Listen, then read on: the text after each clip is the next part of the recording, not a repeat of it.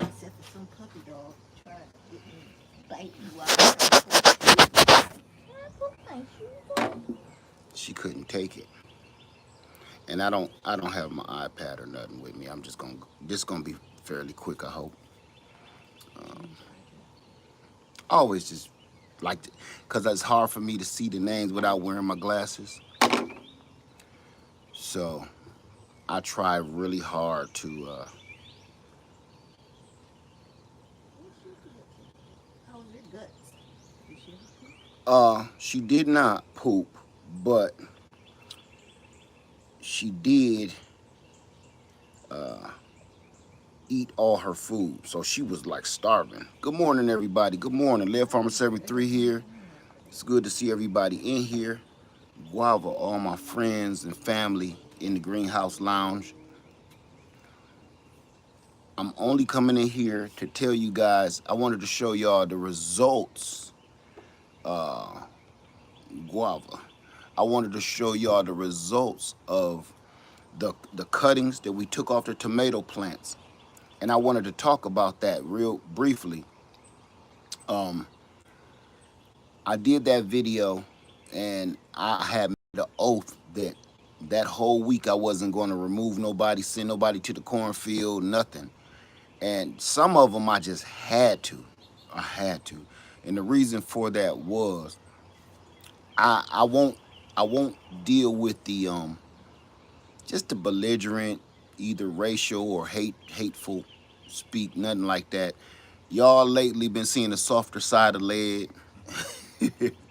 I'm trying to I'm trying to go to anger management and calm down a little bit. I'm in anger management. I'm on house arrest. So I'm just trying to calm down because one of the things that I did see is social media will make you angry. Social media will really test your patience. Social media is is actually a place where we do everything that we are not supposed to be doing, which is judging others, no matter what. We shouldn't be judging others, and that's what social media is. You're there to judge people. So, with that being said, we are here this morning, and I just wanted to show you guys the result of the the clippings we took off those tomatoes. Oh, and before we get into the tomatoes, if you are a content creator, part of being a content creator is if you're making any monetary gain, please put enough away for two things I keep telling y'all every year. One is taxes, and two is enough to take a break. I don't care how much you make. If you made $100 this year, you need to put some of that away for taxes and some of that away to take a break. What I mean is, you need to. I've been watching people on social media um, cut in line to meet the Father, if you understand what I'm saying. They've been doing themselves. They've been cutting in line to go meet the Father, all because of social media. And so, what social media will do to you if you are in it that deep and you need that kind of attention to thrive. I don't need that kind of attention to thrive, but uh, it still will test your patience, which is one of the things I'm not good at having a lot of patience, especially for people that ain't right in mind, body, and spirit. So I ain't gonna lie about it. I just ain't. So social media will test you, and if you do not take my wife's famous words. This is my wife's famous words. If you don't take a break, your mind will break. That's a T-shirt, honey. I would like that, cause you know they spelled two different ways too. If you don't break, you gonna break. Oh, like stop. Right. If you don't take a break, you will break. So I had to just take a second and just focus the products and everything. I just had to take a moment to just focus on Y'all saw the pictures of me and my wife and my family and stuff like that. I had to focus on just like me.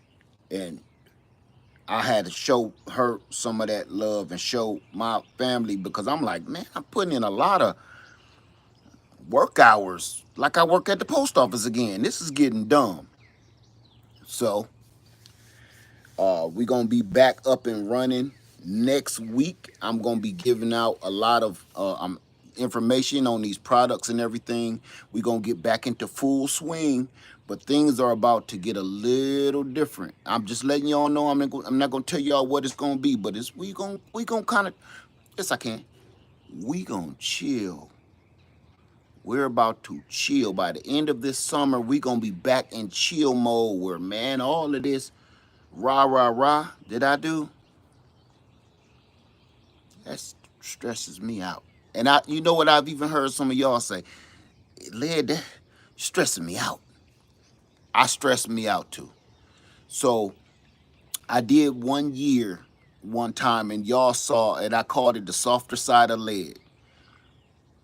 I need to do that again so I can woosah, cleanse my body, my mind, and my spirit. Okay, so with that being said, let's get back into this. I'm gonna quickly just show you the results of these tomatoes before the sun burned the meat off my back. Guava to everybody that came in. Oh, you see me. Oh, cheers, honey. Cheers. Lady Led is right here. She got on her pajamas, so she ain't. They pajamasy too. These ain't no. These is rolled out the bed. Yeah, these ain't just rolled out the bed pajamas. Them is like, I don't want nobody seeing these kind of pajamas. So Don't match. yeah, they ain't matching. Nothing is going on but the rent with them pajamas. So let's get right to it. All right, hey, Aunt Tia, backyard. Hey, everybody coming in. Hey, Tia. Everybody, if you can hear me, give me a thumbs up. If you can hear me and see me, give me 2 thumbs up. If you can hear me, give me a thumbs up. If you can hear me and see me, give me 2 thumbs up. This how so I can see everybody's name again. Carrie Robinson, Nicole Steele, Miss Bella, Crafty Leo. Crafty Leo, this is for you, sister. I am Terrence, Crafty Leo, Trish. There's so many. Maria, Dick Thompson, Belinda. Oh my God, there's so many. Karen and Thomas. Hey y'all, how y'all doing? Cheryl and the garden artist, Lisa Washington, Charlie Backyard Orchard, CDL, Vigil Preparedness in the house. What's up, my brother Sharon, Deck Thompson Jr., Marie Shante, Sandra Gillard, Latanya Ismail, how you doing? Kay Lacey, Pamela Harris, Tanisha Mack, I think it is. I'm just guessing. Gray Bays, Diva 479. If I haven't said your name, keep it coming. Led, what's good? DIV 479. Adric, how you doing? Tammy Alexander. Hey, my Renaissance grandma. Shawana Ruth, Missy Hawk 222. How you doing this morning? Eunice Presley, B. Johns, Yash, Kathy Farmer, John King Atkins, Truly Laced, Alicia Brown, Jersey, Brenda Hale, Charlie Backyard Orchard Garden, Kizzy's Place. Nope, that was Charlie Backyard Orchard Garden. Oh, I said it right. Precious SoCal Garden. What's up, my sister? Devil Dog Prepper. What's going on, my brother? Okay, so I think we got it. I think we got it. Ooh, I was reading so fast, made my glasses steam up. What's up, Navy Vet? Greetings from Columbia. How you doing, my friend? Anita Wright. Brenda Baker, one of the artists of Yah. How you doing? I say, what's up? I'm about to come back on my farm channel. Okay. Let me see. Good morning, F. McSkarkin.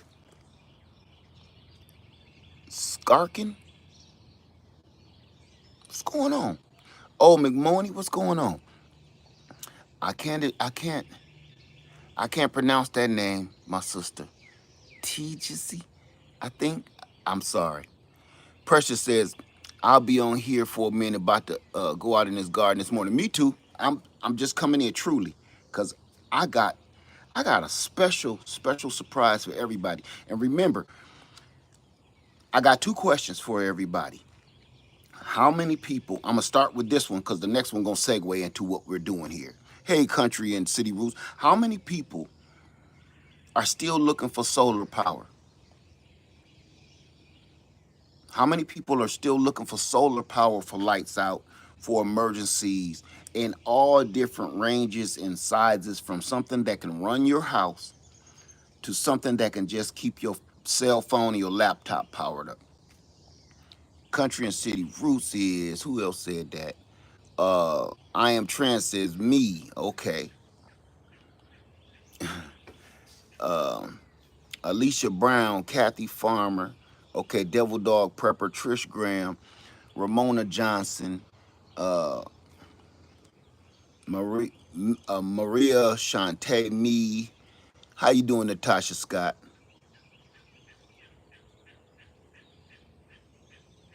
Uh, Pamela Harris. How y'all doing? Okay, next week, all week, all week, I'm gonna be putting out. Listen, give me a week. Give me a week. I'm going to be putting out power. It's gonna be power hour all week. All week. If you're interested in anything that I show you, let me know and I can help you. I got product codes, savings. Summer is coming. I got a whole bunch of stuff for um, air conditioning, mobile air conditioning, everything. This summer is about to be a trip for well, for my family. We got a lot going on right now. And that's why I had to take a break because I'm really gearing up. So, hey Ramona Johnson, hey Kathy Farmer. So this whole week, please forgive me for everybody that's like, oh, we want to see, bless you, honey. We want to see the garden and stuff. I'm gonna show you that, and I might even do some of the power hour in the garden. But for the most part, I need to get that out of the way. Okay. Um, I do have some obligations that I need to handle, and I do need to show you guys some stuff that I've been working on, things I've been testing out this whole time. I'm not a, just so you know, if you're looking for solar power generators, electric bikes, and all of that jazz, I'm not the YouTuber that just get it straight out the box and just, no, I need to ride that bike for about a month or three. I need to have this solar power generator for about a month or three, put it through real life testing, my life testing. I don't just show you stuff that I don't want. And I promise you this, and my wife can attest to it. If I don't like it, you'll never see it. It goes right back to whoever sent it to me. That's why when people say, oh, they'll just show you anything, all these content creators, not me. I promise you, I sends it back. If I don't want to show y'all, if I don't like it, my wife, she know, and she will not let me sit here and lie to you. She know, cause she like, get this stuff out of my house. I won't, I won't show it to you, ever, ever. If I'm like, man, this is a piece of crap, I contact the company and tell them this did not pass my test. I don't care what them other YouTubers say. I don't care what them other content creators say. I know, you paying them. I've been paid and gave the money back. I'm not showing nobody this. Period. So that's that. So if I can't test it, don't send it to me. If you don't want me to test your product for a while, to really see how it runs. Not in 2 days, not in a week. If you don't want me to test your product for about a month to 3 months and let me see it in real conditions and different weather conditions and everything else, don't send it to me because I'm not giving people junk. I'm not showing nobody nothing I don't like. I'm not showing nobody nothing I don't trust. I just had to put it there. And my wife knows, she's sitting right here. So sometime it take me longer and it sit around the house because I'm still testing it. She like, get this out of my house. Okay, before we end up on a show of hoarders. Okay, that's over. Tomato time. I just had to make a brief announcement because I've been gone for over a week or two or whatever. So, Thank you, Henry D. Thank you, my brother. Hey, Kia, how you doing? Tomatoes, right now. Two things to show you. Oh, the segue question is, how many people actually grew that one tomato start that I asked you to grow? I asked you to go and buy one of these something, a tomato start. How many people actually went and bought that tomato start and planted it? They didn't garden. They don't usually garden. About 2 weeks ago or so, maybe three, I said, please go buy one start, buy one tomato, buy one pepper. This was for my friend Crafty Leo. Okay, Russ, Old McMoney. Who else bought it? Gray, Bays. Thank you, Russ. Hey, Crafty Mom Creation. Carrie Robinson. Okay, Carrie Robinson did. Karen and Thomas did. Karen and Thomas, y'all already know y'all got skills. Talila. Okay, you did. Natasha did. Okay, okay. While you bought this, I told you guys. Okay, Crafty Leo say I got more than one. Even if you got more than one, I want you to pay attention, close attention to only one. I'm going to tell you guys a quick story on why I only pick one tomato, one pepper for beginners. The reason I did that because I've been gardening my whole life, but I know I can get overwhelmed. What was that? I bought like 4 mango trees, uh I don't know how many avocados, I don't know how many uh, citrus, and I bought all that stuff one year, and I had so much stuff that even I couldn't keep track of it all. So I know even for the pros that it's rough. It's rough on you if you. I don't want to stretch you out like that. So if you bought several plants, just pay attention to one. Say Country and City Roots say I got it going. The doggone squares dug it up and can't get rid of them. Okay, Kia say I'm growing Scotch bonnet peppers. Okay, good morning. How you doing? Yumberry Angel. How you doing?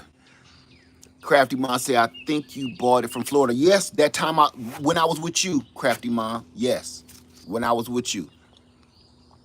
Okay, Yakin the Avenger says my mortgage lifter looks really good, and that's what I'm here to show you why I picked that tomato. Natasha say, how you doing, Natasha? How you doing? Good morning. No problem, the Avenger. Carrie Robinson say, I got my mortgage lifter just like you recommended. Okay, okay. Now, Crafty Mom say, bring it back. I'll take it. I'll be down here in a minute, I think. Restart. Hey, Restart. What's up, my sister? Said, Led, I'm trying to avoid overgrowing. It's hard to do. It's hard to do. And the reason why I told y'all to separate the pieces, that will keep you from overgrowing. Because if you only buy about 2 plants, you know you can make about 4 or 6 out of it, you know. When I showed you guys how to separate those cuttings, those suckers off of your tomato plants, I believe it or not, I got the most negative comments on that video, and I know who it came from because who else would not want free cuttings, right? What it was when you shake the cage of a major producer, when you rattle their cage of somebody, you start messing with somebody's pocket. I told y'all, didn't I? I said, when you start messing with somebody's pocket, that's the only time you rattle them. You can't rattle rich people. You can't scare them. You can't threaten them. But if you put some hands in their pocket, they heart go to thumping. So if you tell people how to make 6 plants out of one, you gonna hear about it. You gonna hear about that. So I got these negative comments. Oh, it's gonna stunt tomato growth, and it's gonna do this. It's gonna. You can't tell people that. That's a lie. They said it's a lie. Do me a favor. Go back and look at that video that we did when I made the suckers, and I said I wasn't going to touch them plants because I want them to stay in the exact same spot. So you know I'm not bullying. Look at the plants, look at the shapes of the leaves, look at everything, so you know it's the exact same plant. Okay? I'm going to show them to you right now. I have not moved it. I have not moved it so much. See the same dirt crumbs around the bottom. This was that very first one that we planted. This is that very first one. Look at the roots. This is that very first cutting. This is that sucker that we took off. Go back and look at the video, the live video we did, because I did it fairly quickly. It was all just information in that video. So it wasn't no jiving around, so y'all can go straight to it. This is that plant. Right there. You seeing it. It's in this cup because y'all saw me plant it in this cup. It's a lot of people that tried it themselves and not emailed me, but put in the comments, they're like, Led, I tried it. It worked like gangbusters. I know. That's that plant, so y'all know. Here's all the rest of those plants right here. And I showed y'all on a bunch of shorts. They be a little droopy for a minute, and then they bounce right back. The bigger cutting that you take, they get a little droopy because they trying to absorb nutrients. But let's see if this one got any roots. No roots yet in this one. This visible. No visible root structure. Let's see what this one talking about.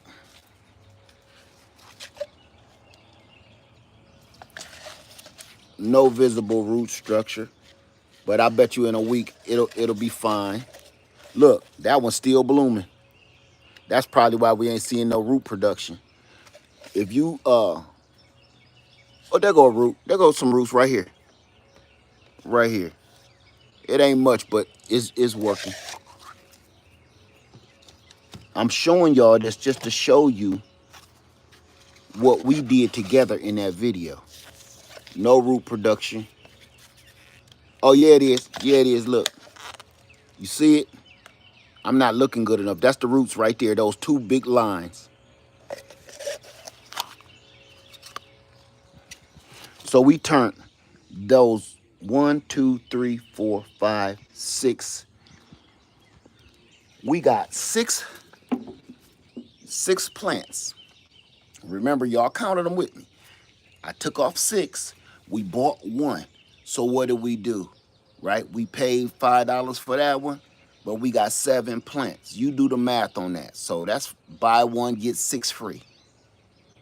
Now, here's the deal. I'm going to really blow your mind now. Y'all better get ready. I'm about to rock your whole world. These are the starts. And they said it's going to slow down fruit production, right? Hold on.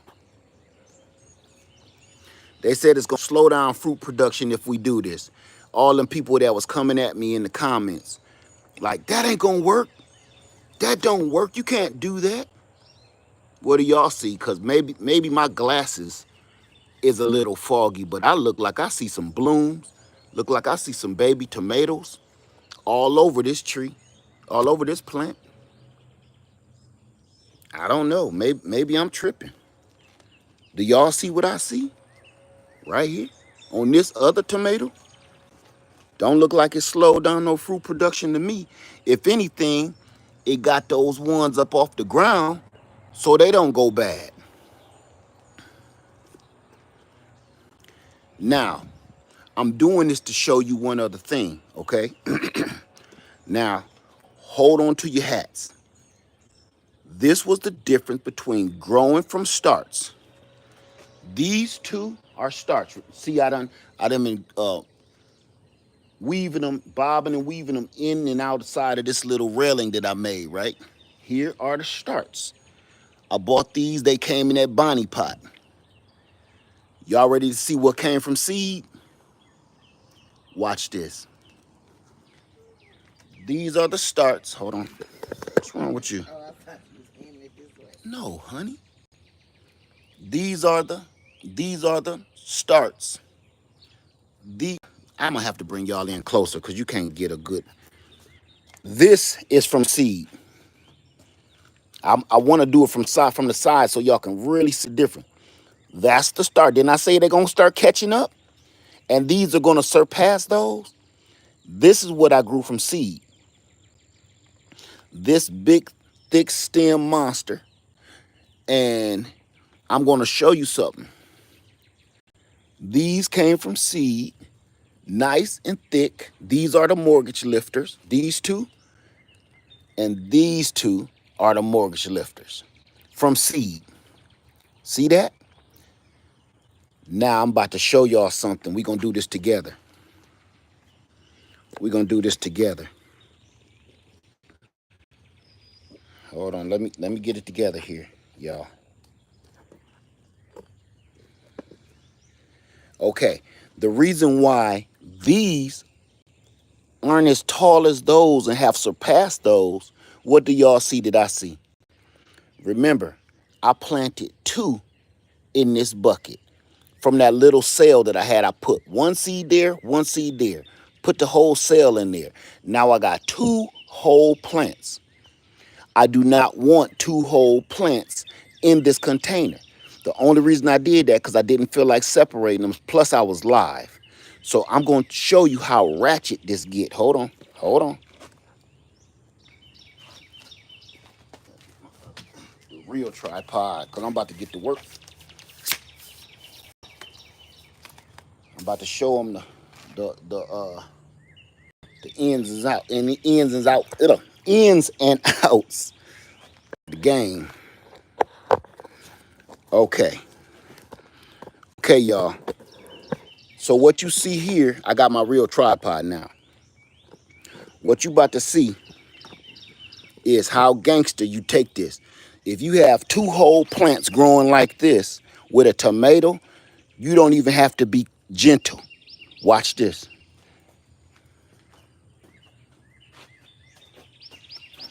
I'm gonna try to have a little bit of decorum. Which one do I want to keep? I want to keep this biggest one. Jam that down, just like that.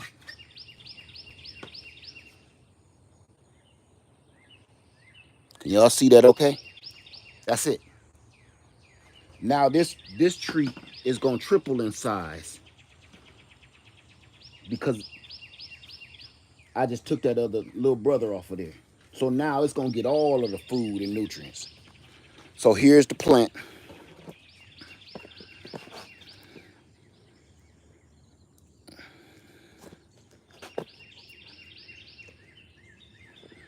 Okay. Here's our plant. Right here. All I'm gonna do with this is get this 5-gallon bucket, fill it full of soil, and put this right in there just like the other ones. And it's gonna grow just like those. I left a spot open on my row just so I could put this here, so I could show y'all. So this is what I'm gonna do. Set this down for a minute. Can y'all see that? Okay.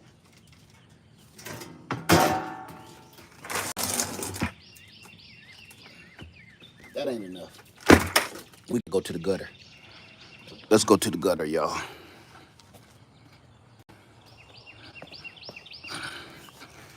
We gotta go to the gutter. I told y'all,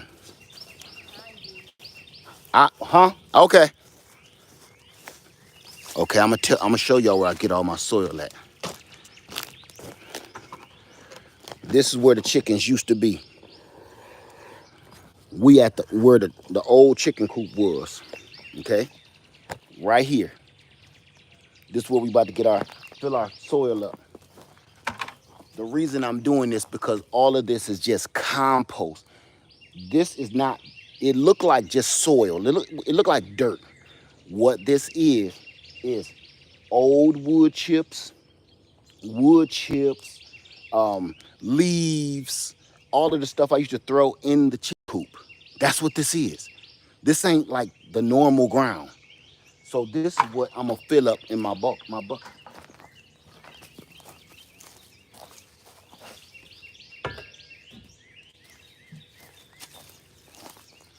Didn't I tell y'all that I can prove to you that all of this used to be under the chicken coop? Watch this. Look at this board right here. Here's one of the boards. And I scraped this dry, filling up the containers. Now all of this is still open. Because people think I'm just scooping in plain old ground soil, and that's not the truth.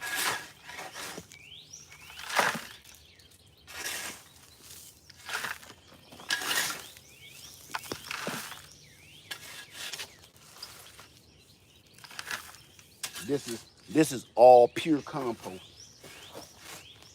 This is from, look, you can even see it. This is from old rabbit droppings. This is where my rabbit cage was and my chicken coop.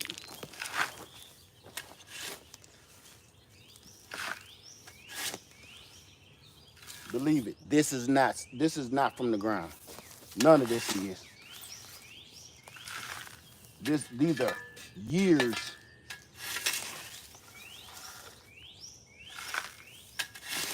of compost from chickens.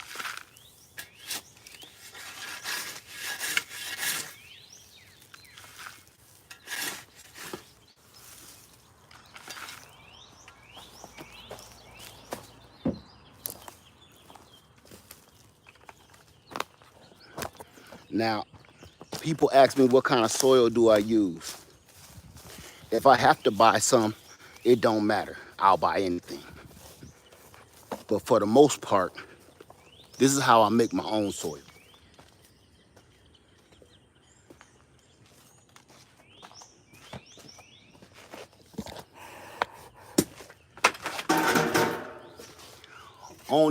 Owning chickens, when you own chickens, you make your own compost, your own soil, everything. The chickens do everything for you.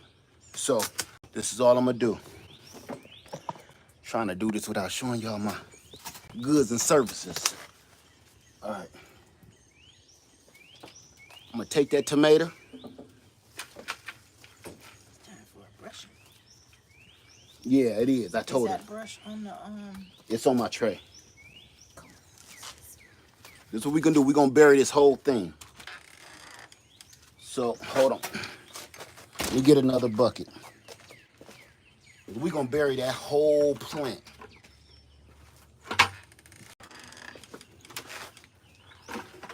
Got another bucket, y'all can see it, right? Then we're gonna talk about it. Just in case y'all don't know, this bucket got a hole on the bottom. Make sure you put a hole in the bottom or on the sides.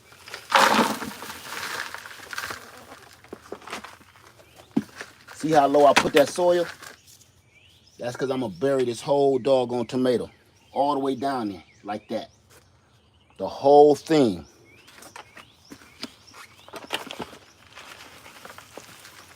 When it comes to a tomato, all of these little fine hairs, they're gonna turn into roots.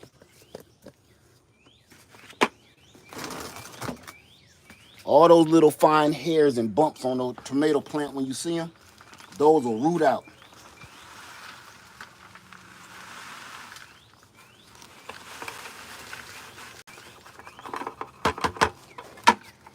And make your plant stronger and more productive. Now you see that? Now that's all I got left. I hope y'all can see that. So I left out of that good, I don't know, 1.5 foot long plant.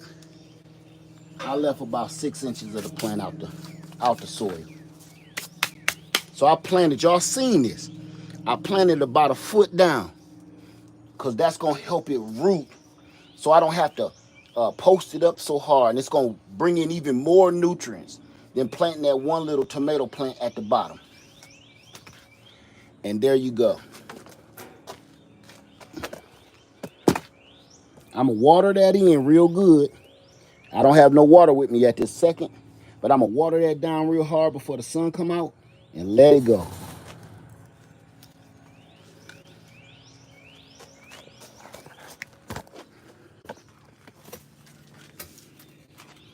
Any questions whatsoever?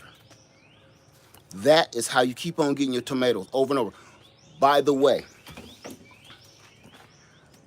other mortgage lifter tomatoes and the other Cherokee purple, I planted by seed.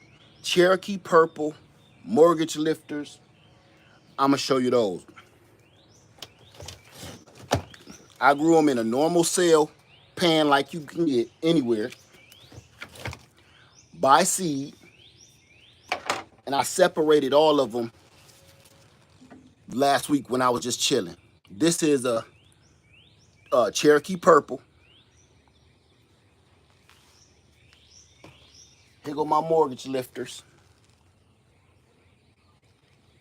These came from seed in that sale, and I'm believe it or not, these I grew those big ones from seed at the same time.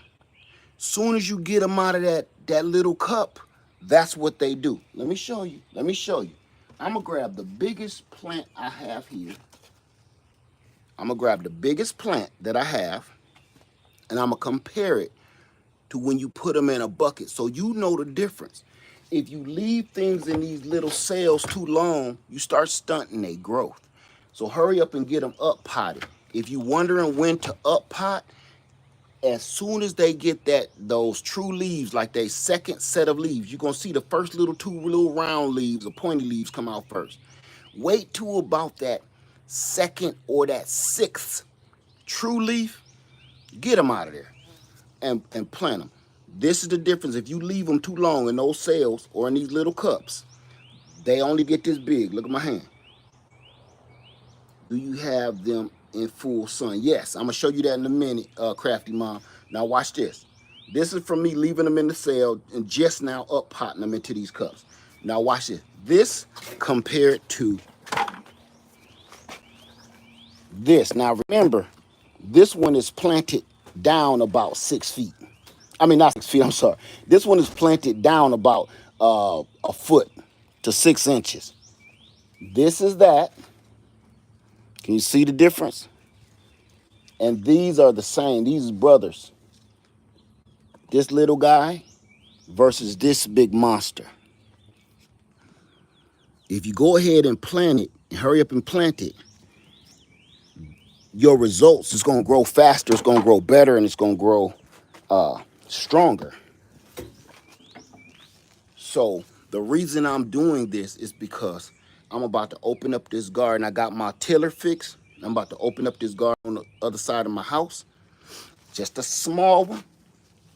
So when I'm here, we can eat here. And around here, you'll see, you'll see. I am going to show y'all the madness, and I'm going to show you how it's going to transform too. Okay? Any questions whatsoever, you guys? And then I'm going to let y'all go. I don't want to keep you long. I really just wanted to come on here and give you the difference between planting from seed versus just going. You spend your $5. If you go spend your $5 and buy a start, you can still recoup your money. You can still recoup your money back. Okay? But you got to be patient, because once you get that start, let it grow and then take the suckers off of it, especially around the bottom. You can get your money back, you know. But if you plant from seed, you think you're getting a head start by planting a start, and you kind of ain't.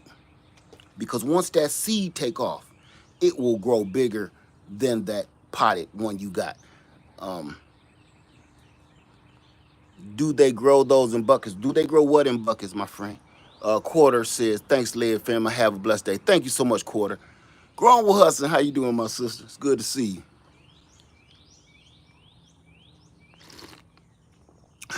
Any questions?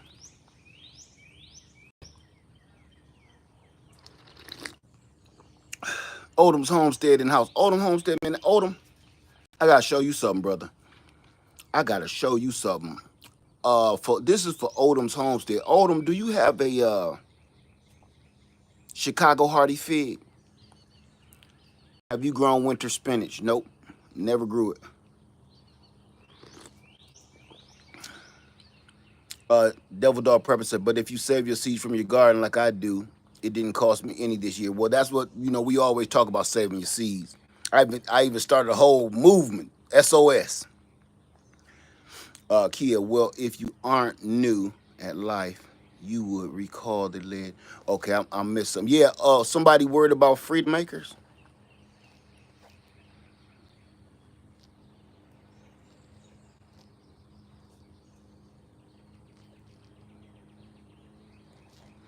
I sold freedom makers. Freedom makers, I sold it.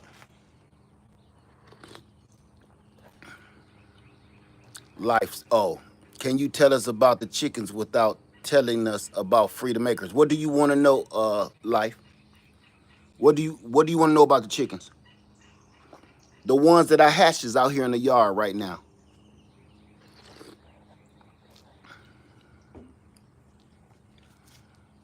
What would you like to know? I'm only in 40 minutes, so I can tell you just for a few more minutes.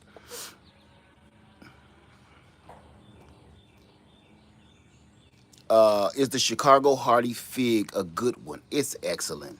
It's excellent, Carrie Robinson. Right, yeah, okay. It's an excellent one. Danny Fool, Mr. Led, does the banana funk water work well as fertilizer on tomato? It works well on everything. And the only reason I haven't made it in a couple of years is because I've been so busy. It ain't nothing to make it. I got bananas and plantains out here dead because I didn't use them to make the water. Crafty Mom question, what happened to the turkey? I have no idea. Can you give me a couple cups of soil? Yeah. You borrowing some soil from me? Yeah, I get a couple cups of soil. Can I borrow some soil? And you know what? You gonna make me tell them the story about the gas. I think I will.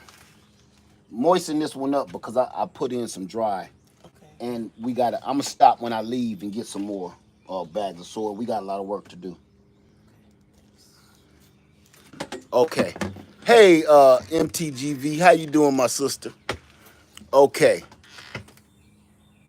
You welcome, Growing with Hustlers. Thanks to you, Led. I invested from my. You harvested from your Miwok kumquat this week. Thank you so much. Let me tell you something. Growing with Hustling, you got the Miwok kumquat. That is my all-time ultimate favorite citrus. Ultimate. I think I got a second runner-up favorite citrus, which is this Oro Blanco Pomelo is my second runner-up. I never thought in a million years I would say nothing like that, but I tasted a grapefruit. So sweet, a white grapefruit, well, a white pomelo, so sweet. It was like eating a gigantic orange.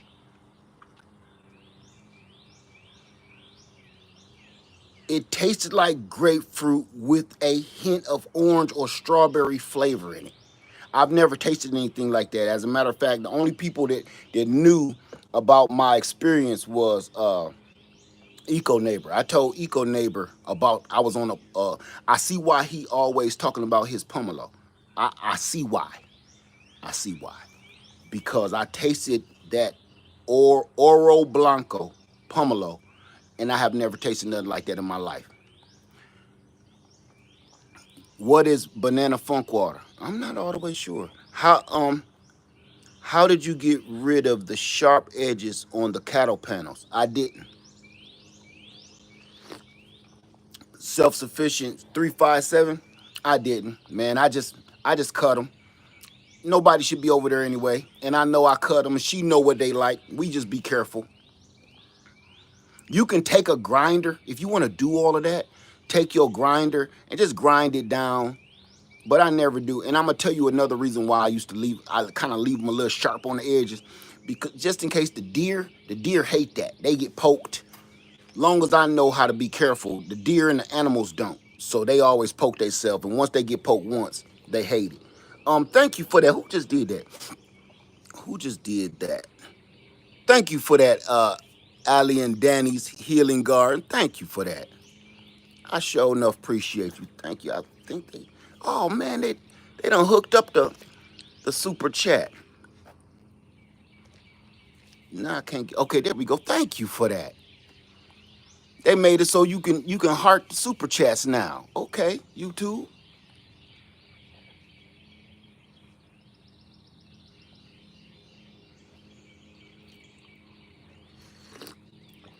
What's up with the muscadines? What are you talking about, lazy crazy? Or life crazy? What muscadines? I found a kumquat. You know what? I'm trying not to break my streak. I'm trying not to break my streak. Okay. Ramona Johnson question. Led, do you have any recommendations for someone who is looking to rent or buy a small homestead? Nope.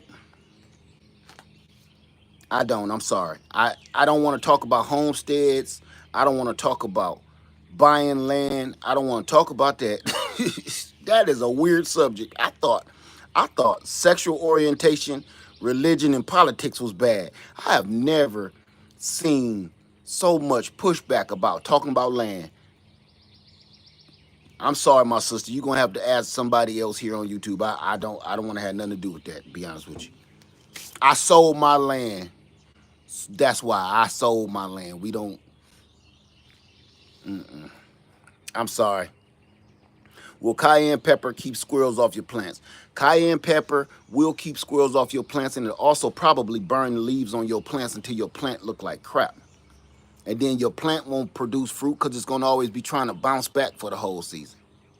I've tried that several times. People keep on talking about cayenne pepper, and I've tried it several times.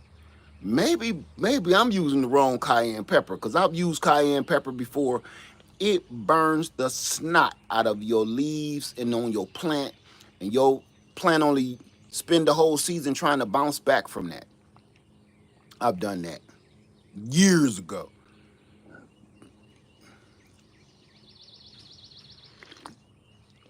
So you had muscadines before, but I haven't heard an update from them. You mean when I was growing muscadines like 8 years ago?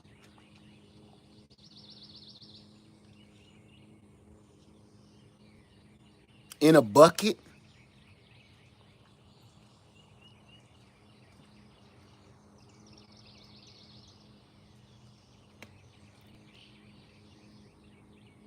If if you want to see the outcome of some things, family, you have to plant some stuff yourself. Now I'm trying to, like I say, you know, I'm trying to break my streak.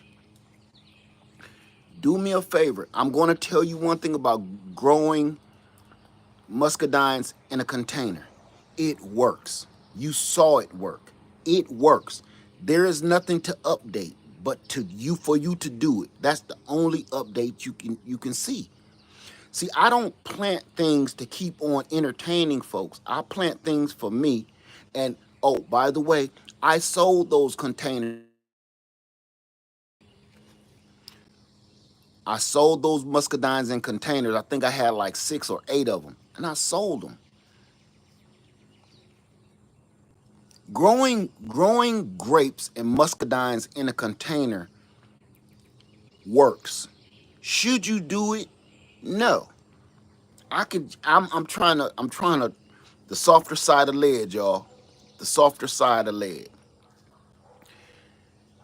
Growing grapes in a container works. Should you do it? No. Grapes are a vining plant. They vine up, that's where your grapes come from. And those roots, they travel. They need to travel. You don't want to keep traveling plants and traveling shrubs in a container. Thank you, out with Kai. Whew. Softer side of lead, softer side of lead. Uh, can't really get mad when animals eat your fruit. They are hungry too. Uh, yeah, okay. I know it's for you. I just wanted to know if you have good advice on a variety. Just go. You gotta go plant your own stuff, sister, and find out. Guess I'm gonna tell you how I found out what variety works for me. For my area, I grew a bunch of different kinds, and I found out which ones died that didn't like my weather and which ones stayed alive. You have to do the same thing. You're not going to always get a quick answer, because if I told you right now, go get the bronze muscadine, you might live in Michigan. You shouldn't even have muscadines at your house at all. So what works for me in my subtropical climate that I built won't work for you. You can't keep going off of that's not universal knowledge. What with the grapes in the container, that's not universal knowledge. That was something I tried and it worked. It worked very well, right? You got to try it too and see what works for you. Some of this stuff, you guys, and it's a difference, and we're going to talk about that real quick before we get out of here. There's universal knowledge. There are certain things that's universal. Question: are pomegranates hard to grow? You got to try that. In 7, you got to give it a shot. I don't know because I don't live in 7A, 7B. Buy a pomegranate and see. They don't cost much. So if it dies, you won't be hurt so bad. You know? Can I let me take it down a minute. If you go to website, any website online, and you're asking what will grow in your area, every nursery website online says this plant is good in zone 7 to 8 or 8 to 9 or 9 to 10. That's not always 100% accurate, but for the most part it's giving you an idea, should you even try this? Okay? And if it does say this is only good for zone 9 to 10, that's telling you if you live in zone 7, you need to build some kind of climate control area for that plant if you want it that bad. And at the same time, you got to also know that it's not going to produce in a container the way it's going to produce in the ground. That is universal knowledge. Experiments is that I do is not universal knowledge. Will a grape grow in a container? Absolutely yes. Is it a good thing? Should you? No, you should not. Pomegranate seeds aren't germinated so far. Any advice on germinating? I don't know why your pomegranate seeds aren't germinating. Pomegranate seeds, I've never had a problem germinating them ever. What's up, man? You about to leave something? Oh. Hey, puppy. Hey, How do you keep birds away from your plants? I don't.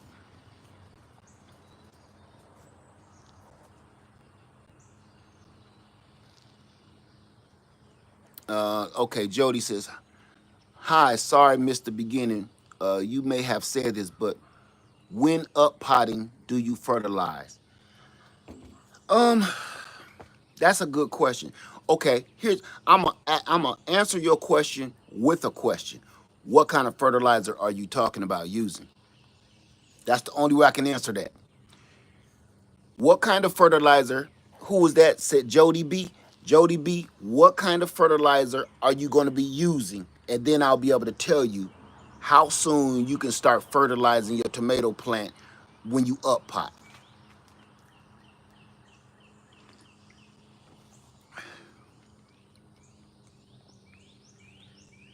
What's up, girl dad? Cooking up deliciousness. Let me see. Doretha says that's true, led. I can't grow a lot of things in Indiana. Exactly. Jody B said, okay, I have 10, 10, 10, and black cow. Number, this is my opinion. I wouldn't be using 10, 10, 10 on anything. You're talking about the 10, 10, 10 chemical fertilizer, big old bag. I wouldn't be using that on absolutely anything, except probably if you're trying to grow like something that you ain't gonna eat, like angel trumpets or elephant ears, calicaceous. If you growing calicaceous, angel trumpets, things that's not going in your body, you can do whatever you want, use whatever you want. But if it's going in your body, I wouldn't use 10, 10, 10 on anything edible. Now, black cow, that's cow poop. You can put a handful of that or two in there, depending on what size bucket you got. But I don't like. I do have 10, 10, 10, and I do have some chemical fertilizers, especially when they went on sale during the sickness a couple of years ago. I loaded up with it. I don't use it on anything except for my angel trumpets and my elephant ears. Um, what is them? Canna lilies. I use them on canna lilies, elephant ears, calicacia, alocasia, angel trumpets. I don't use those chemical fertilizers on anything I eat. I use chicken poop, compost. That's and I produce my own, so I don't never really need to. It's hard for me to answer that for everybody else because everybody don't have chickens. Jasmine said, I grew grapes in a container the first year and it dies over the winter. Definitely not the best. No, they'll come back. The grapes will come back depending on what kind of grapes you grew. They will come back. But if you have a plant or a tree or a shrub that likes to root underground, like blackberries, like raspberries, what's that one that I can't stand? It's this other fruit too that grows underground that people keep on buying. It's supposed to be really good for your health, and it's actually finding out it's actually making people sick. It's a little fruit, little red cherry fruit, not Barbados cherry. It's a little red, elongated fruit. African dreaming in the house. What's up, man? But all of those things need to run underground, and they will bust through your bucket and go into your ground anyway. Goji berry. Thank you, Trish. Yes, goji berry. Elderberry is a runner too. Goji berry, is that goji berry? Once a goji berry or something like mint, raspberry. I'm only talking about things that I know of, not things that I've heard about. Goji berry, I got still goji berry growing right here. Elderberry, goji berry, blackberry, raspberry. You can't get rid of them once they in. You ain't getting rid of them. You just gonna have to keep cutting the grass on them. Ain't no digging up all the roots. Trish said I bought several bags of 10, 10, 10, 13, 13, 13. Jody B. Yes, mint will take up your entire yard. Mulberries kinda. They run, you gotta control the mulberry, but for the most part, it'll be all right. So I'm growing Idaho potatoes, red potatoes in a grow bag. First time on set, rotted probably due to overwatering. That's a definite, they're overwatered. Potatoes, I don't like growing potatoes in containers. Not like white or red. Red kinda. No white potatoes in containers. I think the only potatoes that should be kind of grown in a large container, this is just my opinion, is sweet potatoes. If it's a large container. Everything else is like, you get them little nugget balls, them ain't potatoes. It was a waste of time. Say I'm in Georgia Zone B. What can I use to stop worms from eating my cucumbers? Oh, you got them like them squash bugs and cabbage worms eating your cucumbers. I'm gonna tell you, like my friend told me, New Orleans gardener, do me a favor. Go over to, do you grow hydroponic? No. If you go over to New Orleans gardener, T-Nog, T-N-O-G, and tell her I sent you. T-Nog, the New Orleans gardener. She told me something years ago because I was growing squash. You know what she do? She wait till that beginning season is off. Hornworms. Oh, if you got hornworms, you just pull them off. And yo, somebody just Rebecca Market. If you talking about hornworms, you just pull them off. You just gotta watch out for them. I know it's rough, but you still gotta keep your eye on them. And let me tell you something else too. I keep seeing diatomaceous earth. Now I've been using diatomaceous earth for about 15 years for reasons, for different reasons. I'm gonna tell y'all something about this. Um, Say I'm growing broccoli and most leaves, some white taking over. Any advice? Growing broccoli and most white leaves have some white lines. I don't know nothing about that one. Cooking with greatness. I'm gonna tell y'all something about that diatomaceous earth. I'll be seeing this all over YouTube that everybody is just throwing diatomaceous earth around on everything. I keep seeing this over and over and over and over and over again as a solution to everything. It's almost like your mama putting baking soda in your mouth to fix a broken arm. Let me tell you something. Diatomaceous earth is is almost a natural environment destroyer. Oh, thank you for that. Go to T Nog. T Nog, she plant. I'm gonna say that first. Thank you, Peculiar. Go to T Nog, New Orleans Gardener. New Orleans Gardener says she just don't plant in that early season. She waits till the squash bug dies off in the spring. Once that squash bug dies off in the spring, then she grows squash and cucumbers and stuff like that. She don't got to worry about the bug at all. If we talking about squash bugs, if we talking about uh, hornworms, you just that's a whole nother ball game. But New Orleans Gardener got me hip to that because I could not grow squash without them dying. She said she waits till the season is over for that squash bug, the life cycle in your area. Once the life cycle is over for the squash bug and the cabbage bug, then she plants them and she get more fruit than she would have been trying to struggle without any chemicals trying to get rid of it. Okay? Thank you for that, for reminding me, my friend. Now the diatomaceous earth, everybody throws that on everything. You you need to understand what diatomaceous earth is and what it does. It's there to break up those little insects with the soft in body and the shell. That's what people is trying to get rid of. But you don't realize when the diatomaceous earth, when it rains or you water, it goes into the ground and it also kills the other soft body insects and creatures like worms, the thing beneficial insects.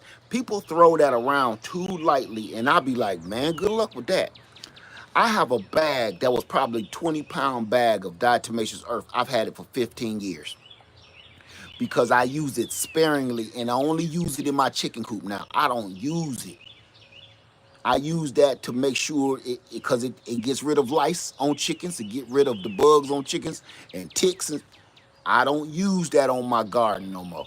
I haven't in years.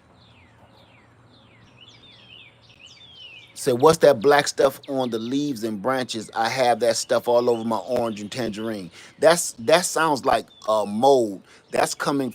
If your leaves on your citrus is black, that's coming from molded honeydew from your aphids.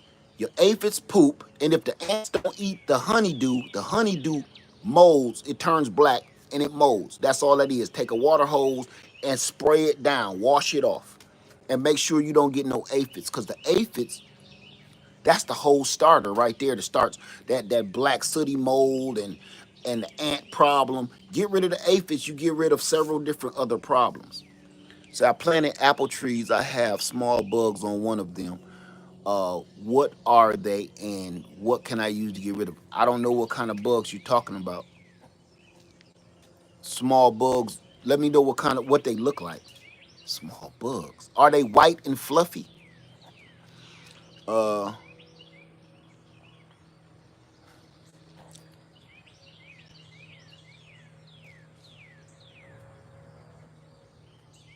yes, Trish. So it can mess up your ecosystem. Yes, diatomaceous earth, actually, it doesn't just get rid of the bad insects that you don't want. It also gets rid of the beneficial insects and the beneficial creatures in your garden, like worms and snails. Snails and worms ain't all bad. As a matter of fact, people buy worms to put in their containers and to put in their garden.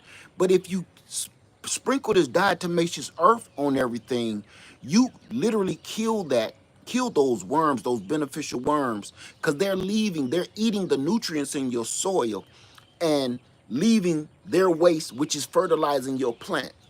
Have you ever dealt with blight on trees, pear trees? Absolutely, especially a Bartlett like this one here. Absolutely, yes. So don't get rid of the tree. It can be saved. Yes, ain't nothing wrong with your tree at all. Nothing. Zero. So that diatomaceous earth, and you got to understand this. Have you ever came out at night and see worms on the sidewalk, or worms on top of the grass, or worms in your yard? Worms also come out. The worms come out at night. They come out and they do a little outdoor hunting, or either want to cool off, or maybe the soil is too moist and they want to come out and get a little air. The diatomaceous earth that you sprinkled in your garden literally kills them immediately. It don't have to go down through the holes and catch them. It kills them immediately. You just don't want that. And I keep hearing people and seeing people throw diatomaceous earth on everything. I keep hearing this remedy to everything, and to each his own. But I'm telling you, do your research a little longer and you will see exactly what I'm telling you is the God honest truth. That diatomaceous earth is more serious than you think. What do you recommend a treatment for blight? Cut that whole branch off. That's the only thing I can say. I've had blight this house for my pears and my apples. I get fire blight every single year. And it's because if you're in a very humid area, you're in a very humid, moist climate, your apples and pears is going to always catch that blight. And the only way you can fight it is you literally got to cut that whole branch off. Don't just cut the little flowers off that got the fire blight. Take that down. The branch looks cracked and broken. Take that a whole foot branch off, because it's like you know, when you get one little sneeze, you're not just getting a cold right now. You've been had a cold. It's just starting to come out to the surface and start to affect you physically. It's like roaches, okay? Fire blight is like roaches. Once you start seeing them on the outside crawling up the wall in the daytime, you've been had roaches. Matter of fact, the whole wall is full of roaches. So fire blight is that. Just because you see the leaves and the flower buds turn black, it goes deeper than that. It's all down in that branch. That whole branch is infected. And you can tell because the bark start cracking and turning black, and like it almost look like somebody rubbed charcoal on it. Okay? Trust me on this, because now that I've been dealing with since I lived in this house. When I lived at my old homestead, I never had fire blight. Never. When I moved down in this low country, in this low valley off the lake, every year. Every year. As a matter of fact, I might have some. Look, there goes some right now on the Bartlett. I'm going to show it to you. See that right there? That's fire blight right there that you looking at. Because those were blooms that I just showed y'all last week, couple weeks ago. See that? Those two brown bundles that y'all see right there, that is fire blight. I'm going to take that entire branch off. Okay?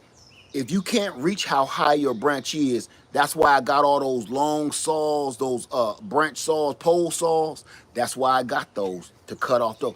This tree would probably be as tall as this other tree, this big tree, if I didn't have to cut it every year. I could probably show you where I cuts it every single year. Okay, so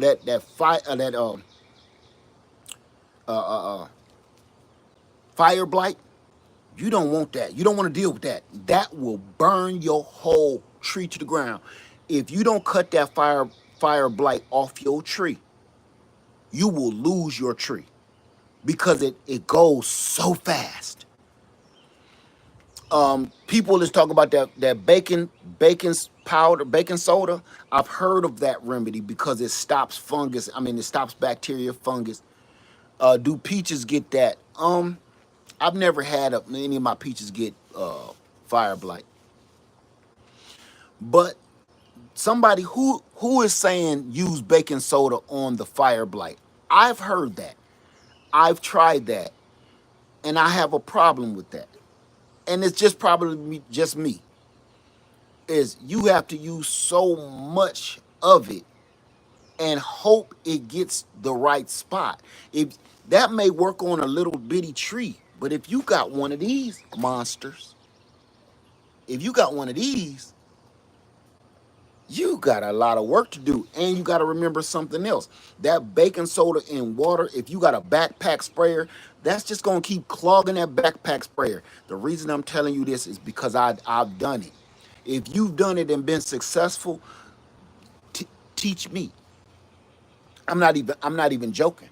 If you've done it and been successful on a tree of this size that's over 20 feet tall and maybe 15 feet wide or more, if you've been successful with that, teach me. I really want to know. I'm not joking either. I'm not being sarcastic. I mean it. Okay?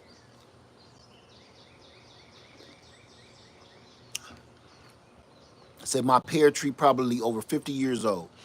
Okay. Whew. Okay. Tracy Lee, please help. I have fungus gnats in my garden. How do I get rid of them? Fungus gnats in your garden, outside, you can't get rid of that, honey. Say I have a gray mossy growth on branches of pineapple pear tree. Any suggestion? I do too. I just leave it there. It ain't never harmed anything. It ain't never stopped any production. I got that same gray moss growing on all my persimmon trees. It ain't never stopped nothing, ain't never harmed nothing. Look a little funky, but it ain't never harmed nothing. So I don't have any suggestion for that. I used to worry about that too. I've cut off a lot of branches that had it on, but it grew so much it never harmed anything. So I kind of start thinking of it as beneficial. I've had my Fuyu persimmon trees for years, never had any problem. Mass production every year. What's up, Jay the Motivator? What's going on, my brother? Say, I noticed tiny brown and white caterpillars on my grapevines yesterday. I finally have grape clusters and don't want to lose them. How do I get rid of the caterpillars? I don't know because I don't know what kind of caterpillars they are. They they may be them caterpillars like them ones that grow in the pecan trees. I get them in my pecan tree. I don't know. I would have to see it. Say trying to root peach tree cuttings. What works better, new or older growth? I don't know. On the peach tree, I don't like taking cuttings on the peach tree. To be honest with you, for some reason they just stubborn. You too, Jay the Motivator. Glad you're here, man. Guava, brother. So I'm trying to let me see. Sweet Thumb, what's going on, my brother? Odom's Homestead. Odom, I keep saying this to you. Do you have the Chicago Hardy fig? I know you probably do. My Chicago Hardy is in overdrive, brother. Overdrive. I ain't never seen it do this. This year, I got I got over a foot growth already on each branch. It ain't even fruit and it's growing so strong. Say, okay, I use hydrogen peroxide and Epsom salt on a 5-gallon bucket of water mixed with each saved an older pear tree using those. It was dying bad. You know what? That sounds more feasible than the baking soda. And not because the baking soda doesn't stop mold and stuff. It's just how do you get it up there? Now, the hydrogen peroxide and what else? The hydrogen peroxide and the Epsom salt in the water, that sounds like it would work. Those are both ingredients that would stop that uh, fire blight.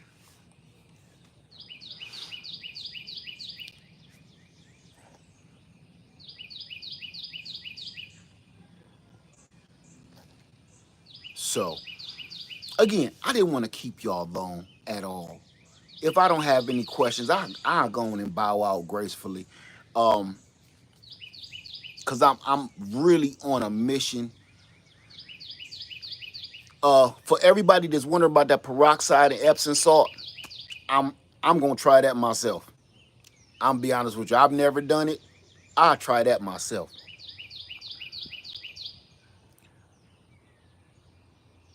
How do you prevent pests, moths, and caterpillars? On what? On what, my friend? Prevent them from doing what? On what? And you in Houston, Texas? I don't know. You got to tell me more.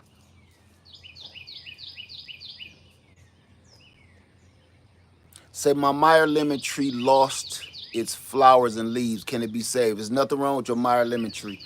Get it out of the sun, get it out of direct sunlight. And matter of fact, if it lost all its leaves, and what did you say? It lost, your Meyer lemon lost all its flowers and leaves. Is it inside the house? If it's inside the house, it's fine. If you just put it outside in the sun because it's warming up, maybe you went too fast. You didn't give it a chance to acclimate to outside.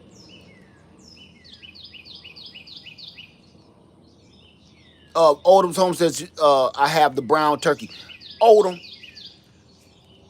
I'm gonna hit you up. I'm coming over there. I'm gonna hit you up. You, Odom, are you in Tennessee? You in Tennessee, or are you in Kentucky? Odom's homestead. Is you in Kentucky or Tennessee?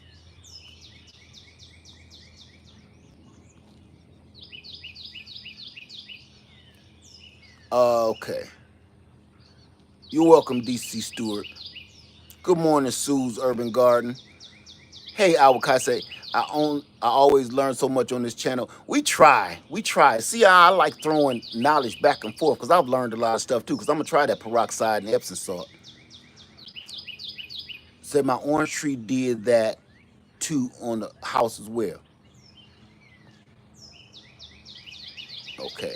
How do Teresa says, how do I get rid of the black bugs in my potato plants? They roll up when you touch them.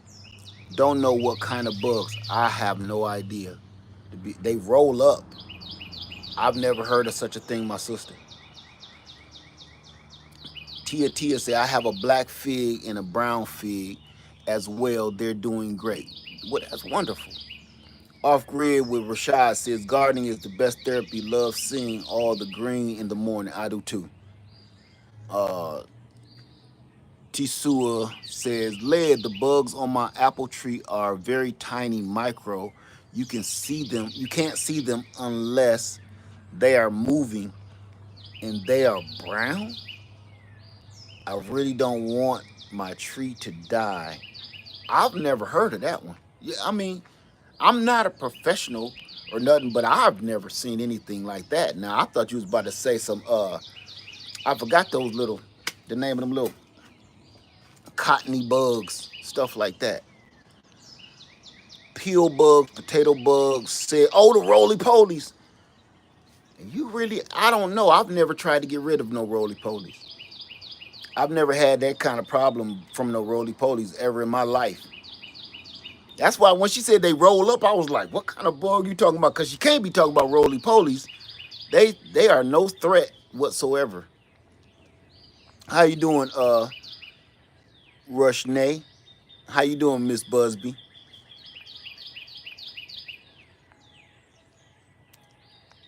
Okay. Say, only thing about the peroxide, be careful using it just like the DE. I agree. Lead, you can spray the water up with the sump pump. Odom's Homestead say, all the figs in the ground die back every year in zone 7B, 7A. Some are going into season 6. Odom's Homestead, I'm going to tell you one that won't die out. Chicago hardy fig in your area. And I'm going to tell you why. It was produced in Chicago, Illinois, one of the coldest places on the earth to me. This Chicago hardy fig, they grow it in Chicago. So I think it's not super productive down here because it's so hot. I think your area, Odom, I'm going to air layer one of these pieces off, man, and send it to you. Because if I show it to you, you won't believe it. I bought that Chicago hardy fig from Tractor Supply, and it was in one of them little long boxes, and it was about that big. I can't make this up. And now this is up to my roof. Has your Orient pear tree started flowering? No, because I pulled all of it flowered and fruited. I pulled all the fruit and flowers off of it. Because I don't want it to, I was about to sell this house. So I was trying to move all my trees And frankly, I'm not I'm not interested in growing a whole bunch of fruit this year. This is my great reset, if you will, because I'm in between. Some of these trees are going to move somewhere else. Okay. Have I ever heard of fish for growth? Yes. Fish fertilizer? Yes. If that's what you meant. So I didn't want to kill the roly poles, just slow them down the attack. What kind of attack, though? What are they doing, D.A. Lewis? What are they doing? That's the whole thing. They're only attacking if they're harming your actual fruit. Does anyone know about the white bugs underneath the leaves of the vegetable plants? That sounds like aphids. Those are aphids, and you could. I sprays everything off. I don't use chemicals. I don't like using concoctions. Just spray them off. And it depends on what vegetable you're talking about too. Fish emulsion, yes, fish emulsion works. We call it 511. That's another one from T Nog, the New Orleans gardener. She is known for using 511. We used to call her Lady 511 because she used that fish emulsion because it's 511. And you can't burn nothing with that stuff. You can't burn nothing but your nose hairs with that. It was a lot of them attacking the plants, so sluggo helped them continue. Okay, I don't. Like I said, I've never seen no roly poly. I'm gonna let that go because I've never seen a roly poly do anything but roll up and look gross.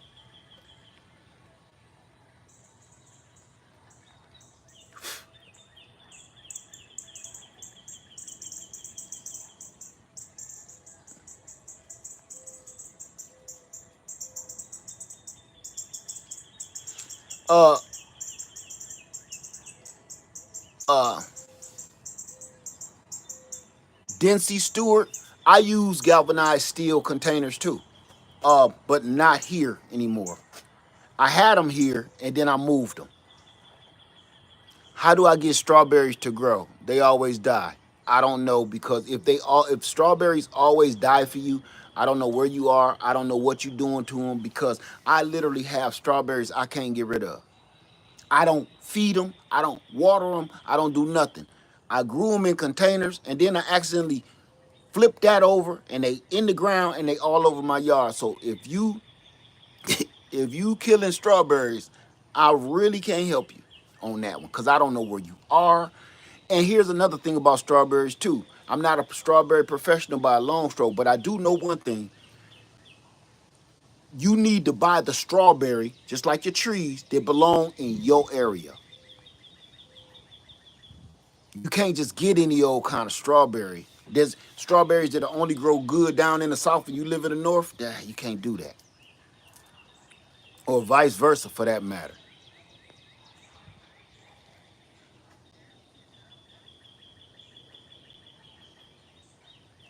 Yeah, the mealy bugs, the mealy bugs, those white and cotton ones. I just spray them off. They so gross. And if you smash them, that orange blood juice stank. I don't spray no darn dish soap on nothing. I don't spray no darn dish soap on my plants. Cooking with greatness. I don't do it. I've tried it years ago. It does something. Can I? I know we've been here for a minute, but we talking real truth, okay? We ain't just jiving around. We talking real stuff. Let me tell you something. We do things because we heard something from somewhere else or another channel let me tell you something though. We'll do something and not do no research. And I've been doing this long enough so I can share some of my experiences with you. I used to use Dawn dish soap on everything. Mix a little soap. You'll even see some of my old videos and spray stuff. It works. But you know what I noticed why I stopped doing it? That next year that I'm trying to grow something, won't nothing grow in that spot. I kid you not. And I'm gonna, oh, nothing will grow in that spot, or the plant will grow, but it's non-productive. I said it gotta be the soap. I've been doing this for years, and every year this happens. Tanya Hall, like I said, mix 1 drop of dish soap vinegar. I don't do it. I don't do it. Y'all can do whatever y'all want to. That dish soap, it will work for a quick fix, but it has longevity problems. It's going to give you problems in the long run. Cooking with Greatness said, I haven't sprayed anything on my plants before, but just in case someone was going to use Dawn, I suggest using a gentler soap. I don't. I don't. I don't. If it's not like some one of those organic type soaps, if it's like organic, you know, the stuff that's not made out of chemicals, made out of some kind of berries or something that they doing now, that probably won't work. I I'm just talking about from my experience, not something I heard. I'm talking about. I'm going to show you a spot to prove my point. And me and my wife, I do not, was just talking about this. There's a spot in my yard. I call it the crater. If you go back in my videos from the beginning of me moving in this house, you will see a certain spot that I'm going to show you that I've planted everything in this spot and it never grows. It's nothing down there.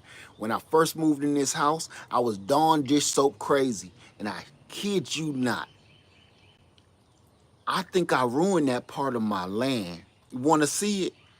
Who want to go on a field trip and see the crater? I'll take you around there real quick. And I got something else too to show y'all too. Who want to see the crater? Nothing grows there, man. It's right in the front of Freedom, right in the front of Lemon Lane. And then I'm gonna come back and we're gonna talk about something else. If I start breaking up, okay, just chill. You ready, puppy dog? Come on. When she go crazy, I call her Power Peach.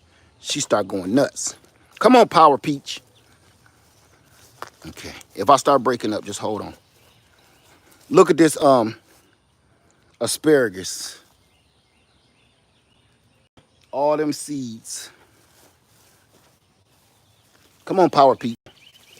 All right, I'm gonna show y'all the crater. Hold on.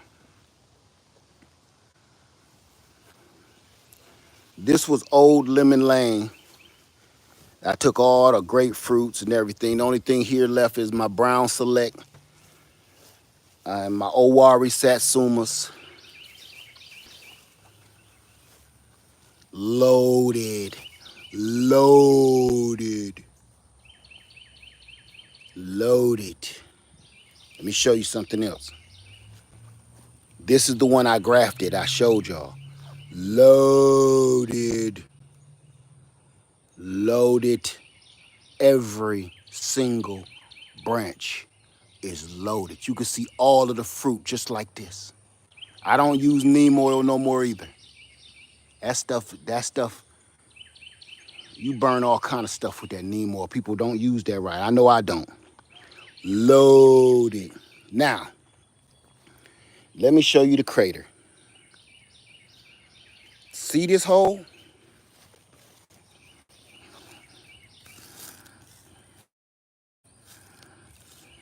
See that? Let me show you. Come back up here. That's going down Lemon Lane. That's the crater. You see that? I want to make sure y'all can see that. I don't want it blurry or nothing. It's right there. Can y'all see that hole? I'm going to stay on this till y'all can see it. I know I'm probably breaking up. As soon as I cut this grass, okay, y'all can see it. Okay. I'm going to tell y'all about that. Let's go back somewhere where we got some good Wi-Fi. Look at this.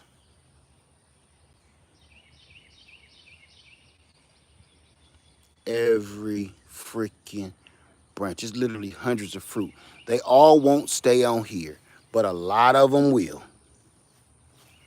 Come on, Power Peach. Come on, baby, let's go.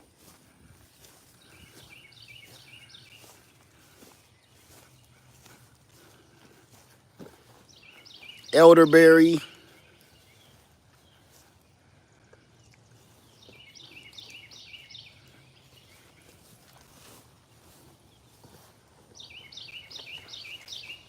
Pears up the yin yang. Peach. Okay, now let's talk about it. Come on. All right. I sprayed Dawn dish soap on everything in that spot every year. And then I stopped using Dawn dish soap because everything in my garden started acting weird every year from the Dawn dish soap. And I was like, I didn't know it was the Dawn dish soap, but I was like, I started narrowing things down. That's part of gardening, is trial and error and starting to figure out what's going right and what's going wrong, which was thank you everybody for the super chats. Thank you for that. Wait a minute. Hold on a minute. There we go. Hold on. There we go. I had to put a heart on that thing. They made it so you could put a heart on the super chat. I like that. So that hole is ruined. Lillian is sick, and I'm about to take her last. She's on life support, and I'm about to take her last. I got her on life support, and I'm going to take a sample of her and let her live on in that way. She ain't gonna make it. When we had that frost and that freeze 2 years ago, I don't treat my fruit trees with anything. I really don't, with nothing. She's in the ICU. I literally just watered her last night. She got one good strong branch coming off, and I'm gonna take it before she finally take her last breath. She's been around for over 15 years, and if I can keep her one piece alive, it'll be great. But it ruined her main trunk. That cold froze her main trunk bad. All right. So about that crater.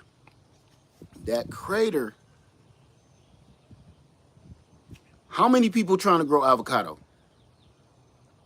I've gotten this question for years. How many people trying to grow avocados? I don't care if it's from seed. I don't care if it's from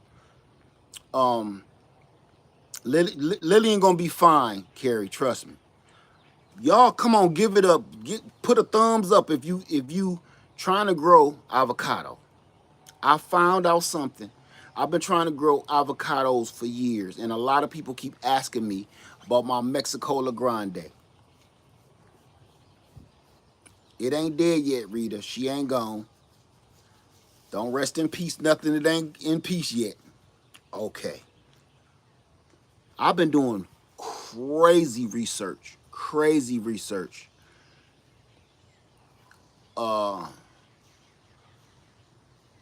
Did my air layer persimmons live on? Yeah, I sold them. Let's get on to the subject, okay? If you're trying to grow an avocado, can I tell you the one that, how many people can't grow the avocado because you live in a colder climate or you live in the South and you like me, you either in Georgia or northern Florida or the Carolinas, North or South Carolina, where the temperatures keep dipping. How many people live in those? You trying to grow tropical fruit like lemon, citrus, avocado, mango. How many people is trying to do this? Please put your thumb up, say me, raise a hand, something. Thumb it up. I found out something while I took a trip down to Florida and I talked to a good friend of mine.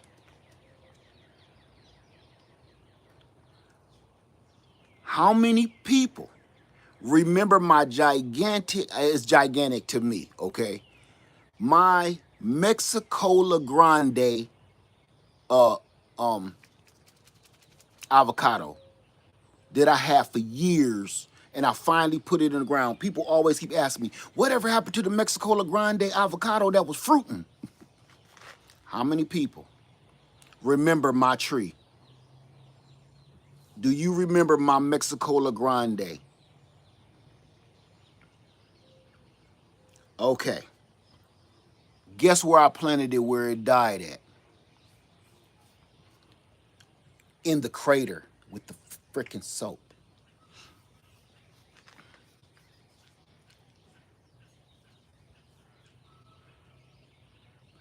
I had that Mexicola Grande for about 4 years in a giant container, in one of those laundry tub containers.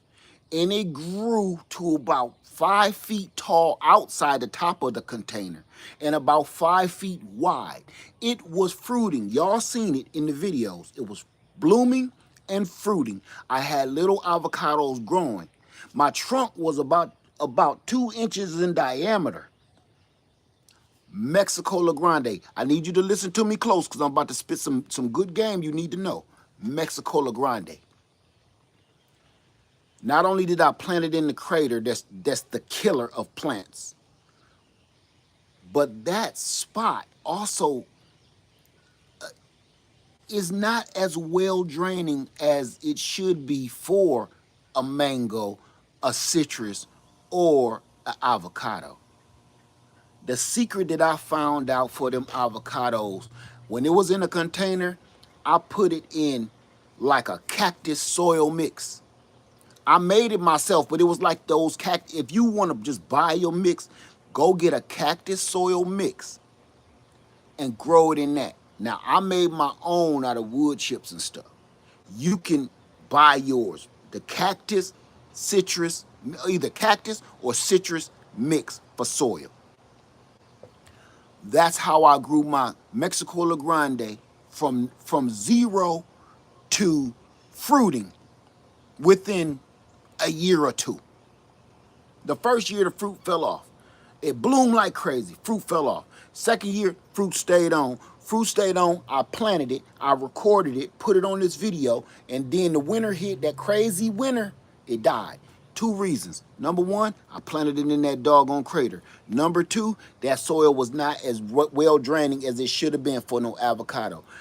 This is what I'm doing, and y'all can come along on this journey with me. Who's coming with me? I am going to get another avocado. Not for me. I don't buy avocados for me. My wife loves avocados. Loves them. She eat them like apples. And I grew those avocados for her. So when that tree died, I was hurt because I was growing that just for her. This is what we're going to do. I always say I ain't growing nothing else where I got to pamper it. I didn't have to pamper that Mexicola Grande. While that Mexicola Grande was in the container, I didn't do nothing to it. Nothing. It was in full sun. I watered it in the container. I fed it in the container. I didn't have to do nothing. I didn't pamper it. In the wintertime, I didn't bring it in. Now, it went through one winter, super cold outside. Didn't bother it, not at all. I had that greenhouse out here. Y'all remember I had that cheap greenhouse? It stayed on the outside.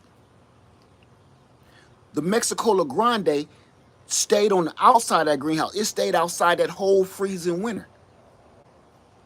So I couldn't believe it made it through that. The next year, it snowed, and I put it in the crater. That's when it died. It's the only time it died. I found out 2 reasons.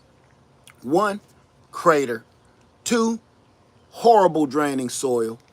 And 3, I should have let it live because there was one little spot of green on it, and I was like, it's a wrap. it's a wrap. Don't do that. If you're trying to grow an avocado, they work, but you got to put them in the right soil. Now that me, I'm always like, I use any old kind of soil. Not with that avocado though. That avocado was a different animal. Okay. I actually, the reason why I'm all sparked up is because, man, I actually had fruit, right? I actually had fruit on that avocado. And I think we can all get fruit if we do it right. Even I don't care where you are. I watched a video where there's a woman growing avocados in the UK. And I can't understand it. I couldn't understand it. If you looking for if you looking for super cold hardy avocados, a super cold hardy avocado tree to grow. Trust me on this. I don't know about the rest. I know that Mexicola Grande, and I know it was living through 17-degree temperatures. And I ain't talking about it just on 17 degrees for a couple hours. I'm talking about all day. I'm talking about for weeks. Even down here in the south, when it kept dipping down, that Mexicola Grande pulled it off. It burned the leaves a little bit. Leah, how did your mangoes do where you are? Mangoes don't do well here. They just don't. And can I say something else? I'm gonna be honest about something. There are two mangoes. If I'm gonna grow mango, if I was to grow mangoes, it'll be two. And I'm gonna tell you why. It's the Pickering and it's the non-doc mai. Because those are the two that you can keep in a container. They love living in containers and they're super cold hardy and they're prolific. Other than that, I'm not interested in growing nothing else that I gotta pamper. I just ain't got time for that. That's called the Pickering and the non-doc mai. Those are the two that I would grow because you can keep them in containers. I would never try to grow a mango in the ground here ever again. The other reason I'm gonna say that because I've had a non-doc mai, I've had all the doggone mangoes. Those died, I'm gonna say, from neglect. Remember I told you I had a whole bunch of different kind of plants. Every time I get a bunch of mangoes, get a bunch of avocados, a bunch of this, bunch of that, bunch of tropical crap, and you can't keep up with them because all of them need something different. And then you end up neglecting it and they die. Say my avocado tree died back because of the last frost and was growing back from an inch of the trunk. Okay. What about moringa? Homestead grows what? I gotta get them to keep going after transplantation. If you having problems growing a moringa tree, I don't know what you're doing, cause we don't have no problem. Moringa gonna grow. I haven't had no problem growing no moringa. Matter of fact, I got a moringa tree right here that went through a whole winter outside, and I can't believe it. Ain't it right?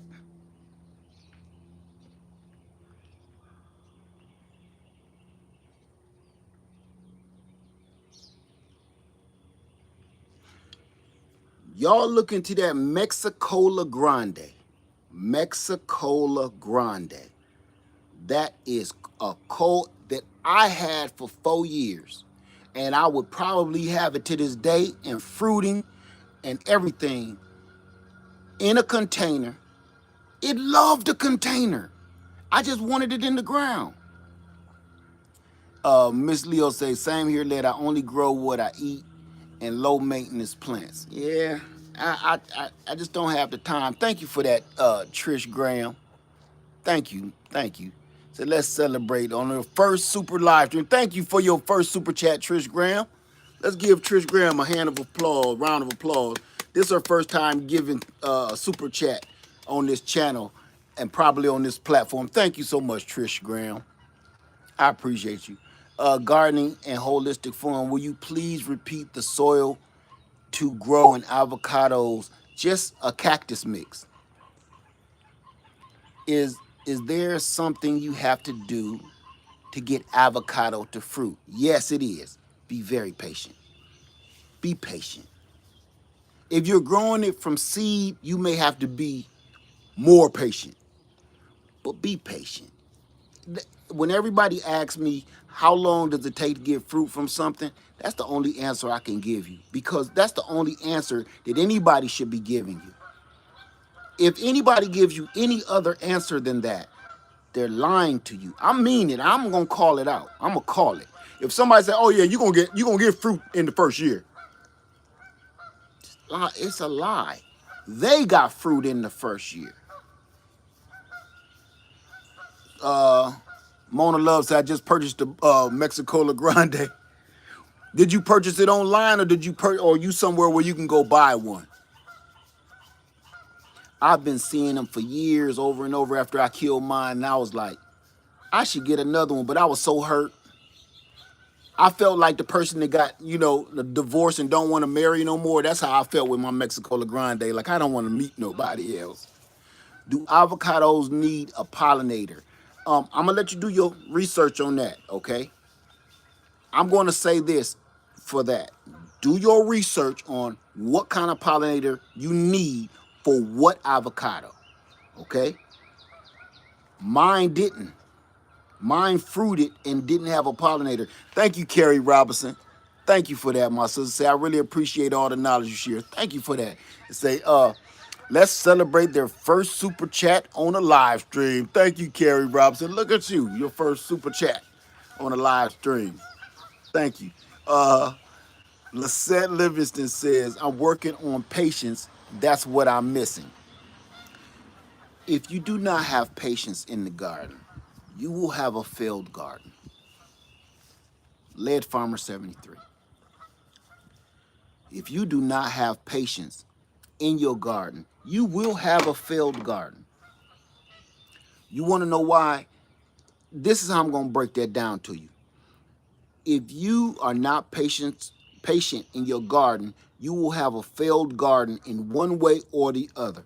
One, you may have a failed garden where nothing produced, nothing turned out the way you wanted it.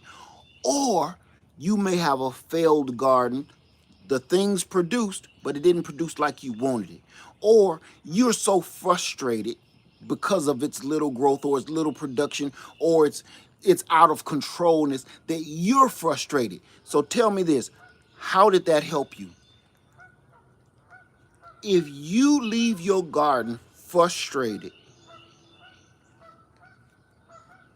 you failed. This is my own opinion in my own way, okay? Just saying. I'm not a farmer. I'm a gardener. And I feel your garden, you're doing this because you want to. You're not doing it because you literally have to. You're not a farmer. This is not your job. So to me, if you leave your garden and you're frustrated and you pissed off and you feel like nothing is getting done and everything is failing and is not turning out the way you want it, you failed. You left your garden pissed off, or you got into your garden and you pissed off and unsatisfied, you are not, that's backwards of what you was really going for. You wanted fruit, you wanted vegetables, and you wanted to bring that food in the house so it gives you a sense of peace. You are feeding your family. But if you're trying to rush everything to the point you're frustrated, it's not growing, it's not fruiting, it's never going to do anything while you take that. I'm going to say this. I know you're getting the softer side of lead, so please bear with me. I'm going to say something that is debatable, but I'm just giving my opinion right now. My opinion. You take that negative energy in your garden, and that's what's going to happen. That's what you're going to get. When you come out your house and you walk out into your garden and you angry and fussing and this and that, before you go in your garden, woosah a minute. Leave that at your back porch door, and then go in your garden. And I'm going to tell you how I know this to be true and factual. I know it's nothing tangible that you can touch and feel to prove it, but I can kind of prove it spiritually like this. If you had a hard day at work and you come home and the kids is happy and partying, your wife is happy and she like, hey honey, how you doing? And you come in like, had a badass day at work. Yeah, boss was riding me hard and had to work 2 hours over. Everybody's happiness drops this low. You ain't bitching at nobody, you ain't fussing, you ain't cussing out nobody, and you ain't yelling at nobody. But your energy from your day just spilled over into your happy home. And that means they turned the volume down on their positive vibe to give you room to vent. Right? Everybody noticed you've had it in your house.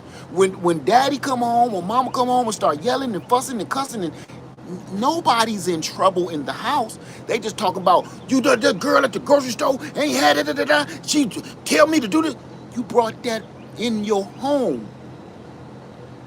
And the positive vibe that was in your home, people in there cooking, music is going, they turned that doggone volume of positivity down to make room for your negative.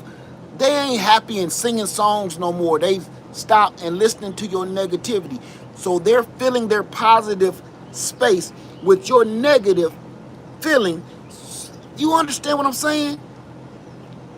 It's factual. So what the hell do you think happens in your garden? The exact same thing. These plants and these creatures and these vegetables and fruits are alive. You come out there with your negativity and you pissed off about your life or your wife or your husband or your job, and you say this is my peaceful place, but you don't realize your plants do something different. You know how how can I put it? Thank you for that, Chan Robinson. Thank you. Plants eat our negativity.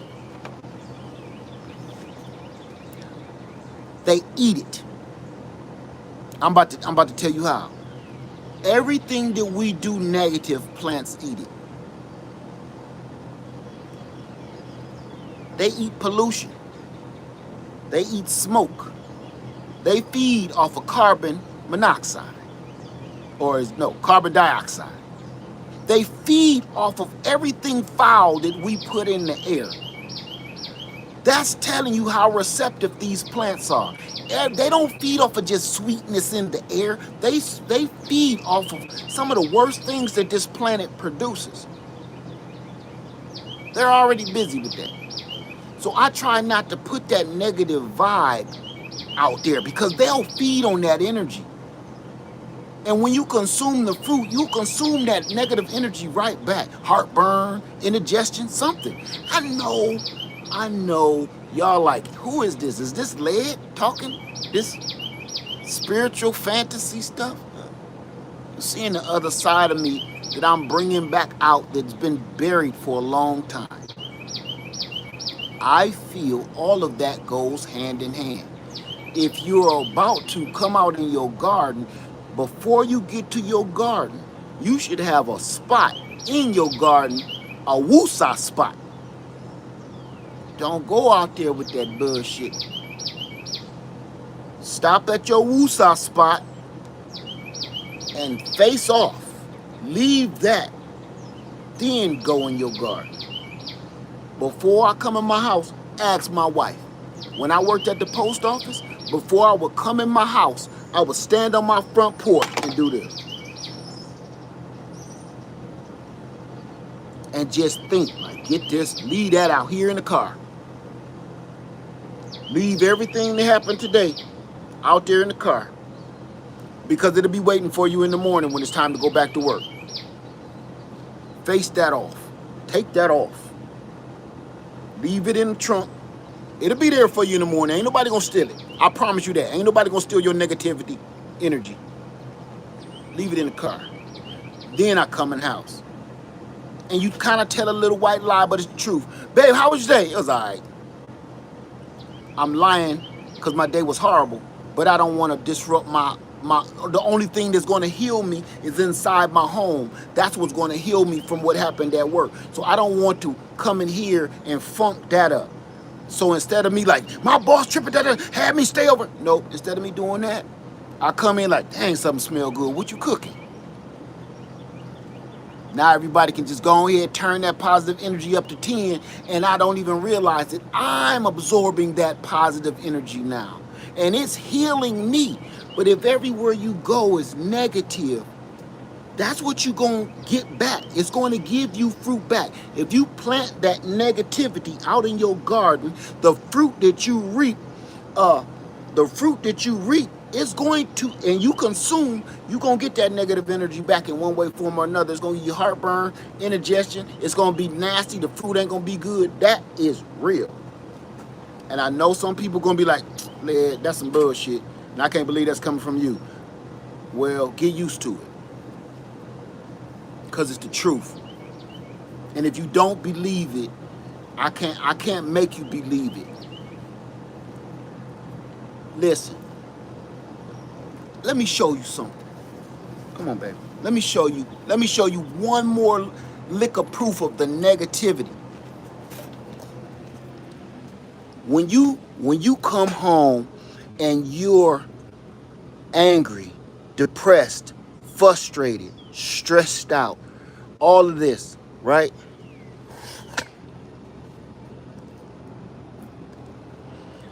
This is what your garden ends up looking like. You see this? This is what your beautiful garden that you've had for years ends up looking like. When every day you're dealing with stress, anxiety, frustration, depression, sadness, your garden starts to look like this. You come out here and spread your negativity and you just stop caring.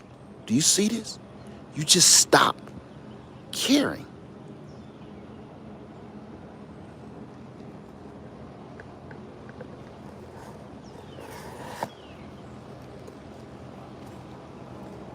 This used to be my most beautiful garden, my beautiful spot, my spot.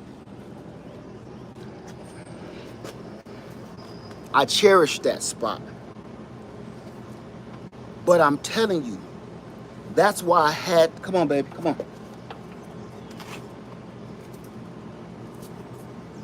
That's why I had to take a break and let you know, man, it's never too late to change. Look, I got a dog. What did I say I would never do? What did I say for ever since I've been on YouTube? Like I would never do. I said I would never get no dog. The only kind of dog, and I said I repeat it. I said the only kind of dog I want gotta have chili and mustard on his back. And here I am. Ain't that right?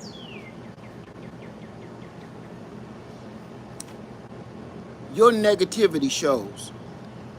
You don't see it until you take a break and wake up. You don't see the negativity that you sowing in your garden. You don't see it. But you sowing negativity in your garden, and that's exactly what you're gonna get back. If you always beefing on YouTube, you always on the social media platform talking about folks, going back and forth with folks, and just trying to figure people out, man, this is what your garden and your life ends up looking like.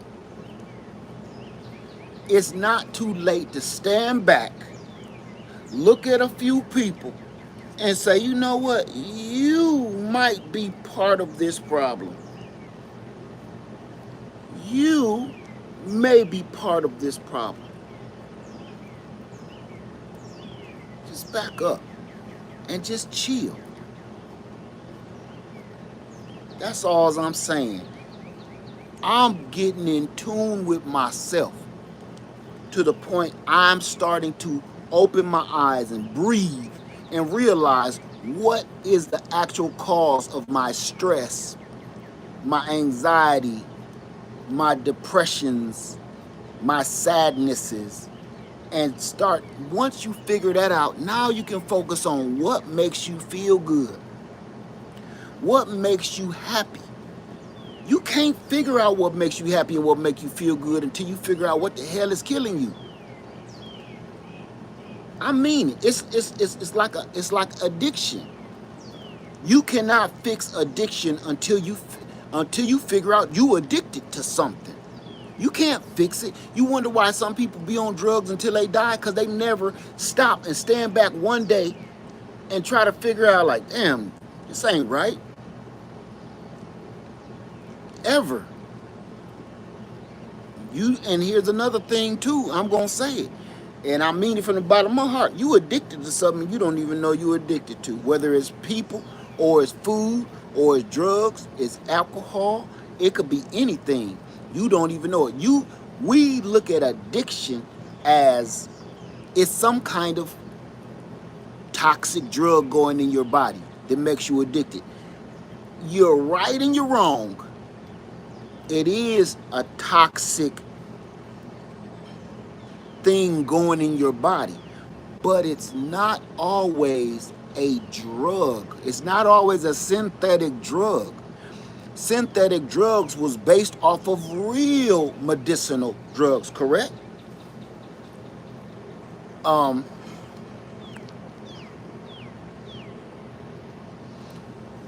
Medicinal, I mean, synthetic drugs was based off of real, true, natural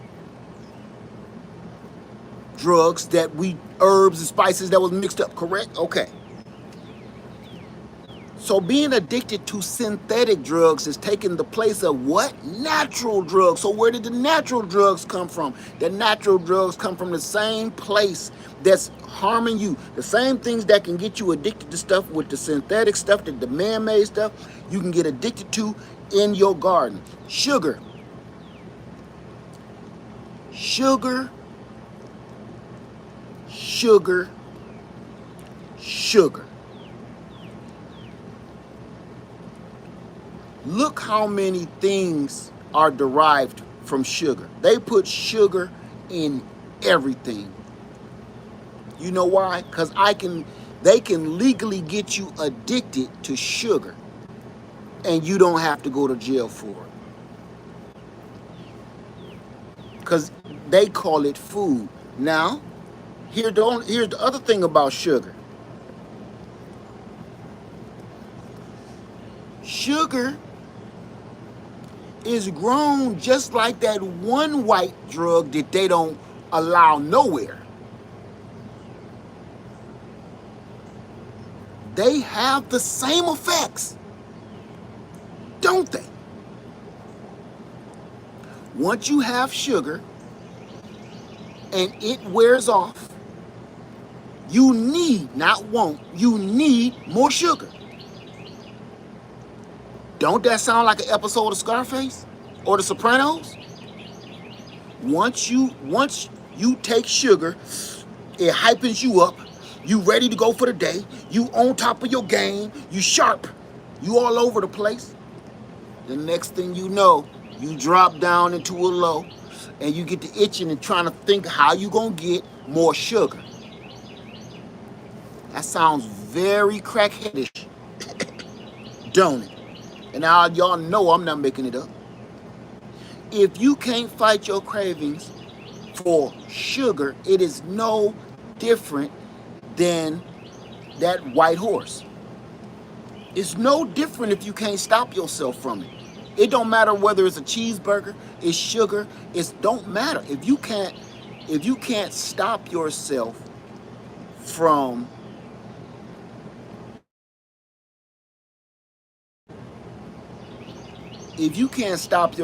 consuming this drug, because that's what it is. It's a drug. If it wasn't a drug and they couldn't control you, they wouldn't put it in everything. Everything don't need no sugar in it. Meat don't need sugar in it. Bread don't need sugar in it. Crackers don't need sugar in it. Even though all of that stuff mixed down, it becomes sugar. They put sugar in something that's going to turn into sugar anyway.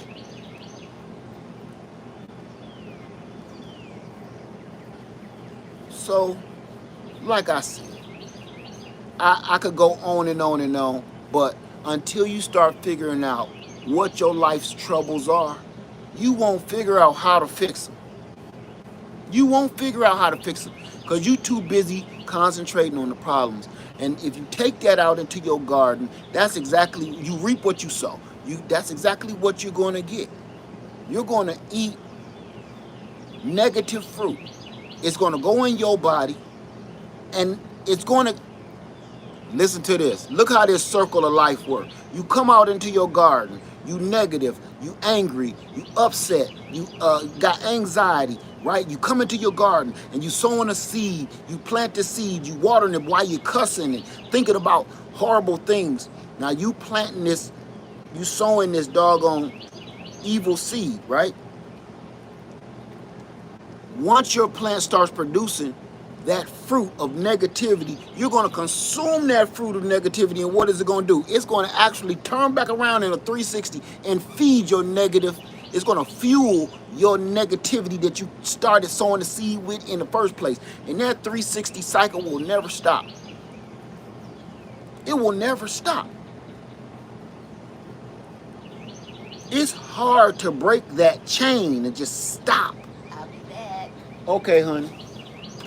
Heading out. Yeah. Look. Bye. Look at this movie star. Hey, movie star lady. Hey, y'all. We'll be here. Matter of fact, I'm gonna make that one move. I'll be back. You can't go with her. No, you ain't going with her.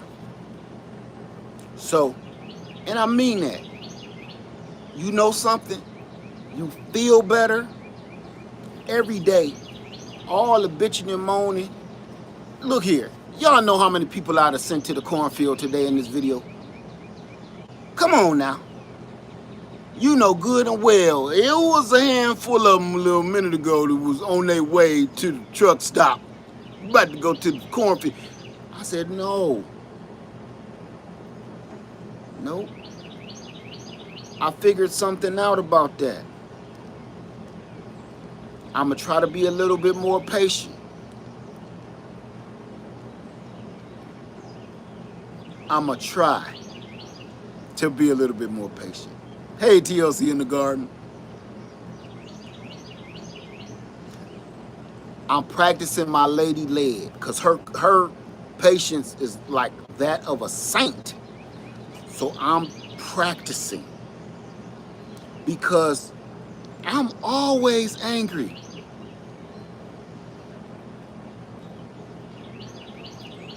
I'm always angry, and you know why? I'm naturally a happy dude, man. I like to laugh. I like to joke. I go to sleep laughing. I wake up laughing. I kid you not, and I can't make that up. Am I lying? You still in there? What? I said I go to sleep laughing and I wake up laughing. Is that a lie? No. She can't stand it, but look at that. I go to sleep laughing. I wake up laughing about something. Because I'm that kind of person, man. I like to have a good time. I like a good joke. You know, I'm just a happy-go-lucky dude. So for me to be upset, angry, and frustrated, that's not my natural me. And what I start to realize on social media, you can't help. It's almost like it's set to make you that way and push you into that negative direction. And I start realizing this is not healthy for people that's not strong-minded. If you cannot discern what's hurting you and harming you, if you are a person that just gonna keep doing what stuff that hurts you to try to make everybody else happy, you doomed. You doomed. Because here's my little tidbit, FYI, you can't make everybody happy. So the more you try, the more you die. You trying to make thousands, if not millions of people happy and not look at you in a negative light. That's the biggest thing. You imagine this, and I mean this from the bottom of my heart. Social media is like the lunchroom in junior high school. It's no different. We all grown and we all old. Social media is like the lunchroom on the first day of school in junior high school. You want everybody to like you. That's why you keep telling everybody to hit the thumbs up button, because you want them to like you. Please like me. Please let me sit at your lunch table. Please don't bully me. Please don't pick on me. Please don't talk bad about me. Just like me. Be my friend. Everything about social media is like the first day of school in the cafeteria. You're not sure who really like you. You're not sure who want to beat you up. That person in the corner don't like you, and you've never seen them a day in your life. How different is that? That's the exact same to me. And if you keep letting that get to you, you know what you're gonna end up doing? You're gonna end up turning into one of those punk rocker people that like start putting on makeup that where they look like demons and stuff, and end up wearing like boots that's this tall and trench coats.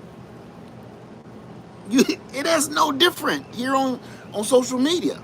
You end up being one of them weird kids that you keep your eye on them all day. Cause he look like something is in that trench coat. He only weigh about 120 pounds. What's all of that? And how come he ain't in class?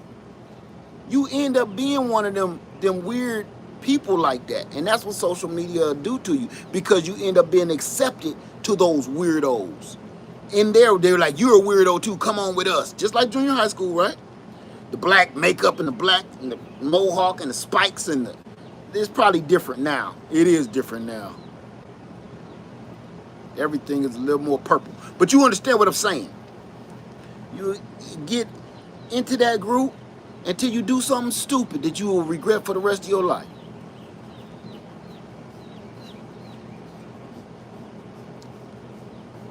So I just want to just back away from all of that and just refocus.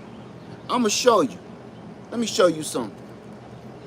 What y'all see in this garden today,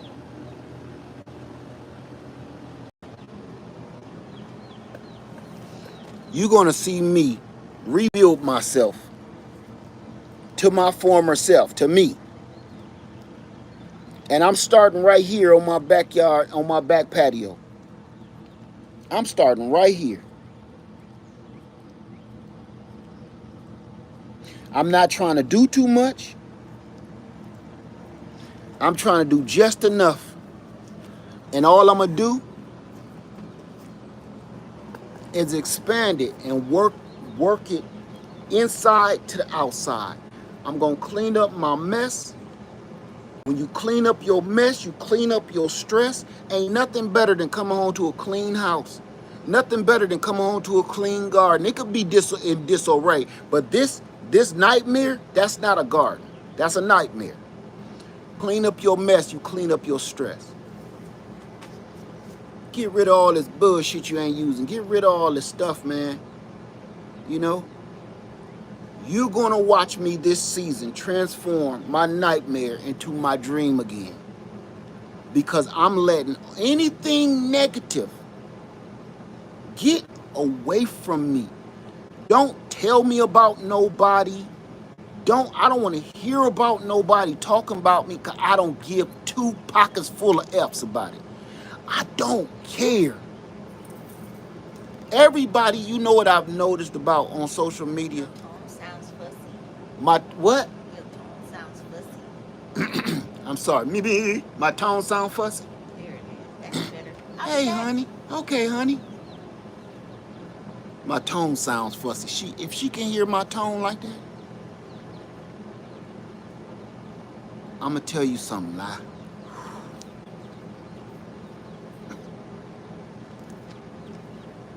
Let me tell you something. There is not one single person on YouTube that don't like me I have ever met. Think about that for 2 seconds. So why should I give that energy? I don't know you, man. Why should I care? So I don't give. And that's the part of social media that is starting to rule our lives and our children's lives, because our children is on here too. And our children was born in this era. They don't know how to combat against this. They don't have the mental capacity to fight through this, because social media, even when the sickness started, social media is there. This new generations, this is their junior high lunchroom on the first day of school. Think about it. They don't know anything else. A lot of these kids during 2018 till today only have been on social media. They don't know about school. They don't know about socializing. So imagine getting bullied on social media to this new generation is the exact same equivalent as getting bullied in the lunchroom or on the playground by a group of kids. Here's the difference. It's not just 4 or 5 kids picking on this kid stealing their lunchbox. It's 4 or 5,000 kids picking on this kid. And it won't stop. You can't go home to get peace and you don't want to go to school in the morning. No. It's the internet. It never cuts off. So not only is you bullied just at school, you bullied all day, all night, 24/7, relentlessly by thousands of children. So imagine the stress on the child today. Imagine that.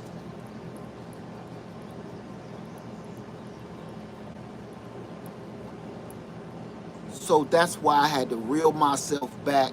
And I know folks probably like, oh, he ain't messing with me no more. It ain't that. I needed time. You know something else about social media, and I'm being realistic with all of y'all, and I hope this helps you. You have things going on in your life, There's nobody's damn business.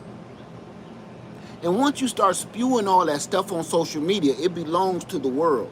Some of this stuff don't belong to y'all. Some of the things that I'm going through, I could be grieving and you wouldn't even know it, right? I'm laughing, I'm smiling, I'm cheesing all in your face, but inside, I'm on fire. My soul is crying. You can laugh and smile and your soul be crying. People don't realize that. So sometimes stop trying to fake that you're happy on the outside and just take a break. We've all lost somebody over the last 4, 5, since 2018. We've all lost a lot of family members, and some of us like to talk about it, and some of us don't. And some of us get over that like that because they used to it. Some of us don't.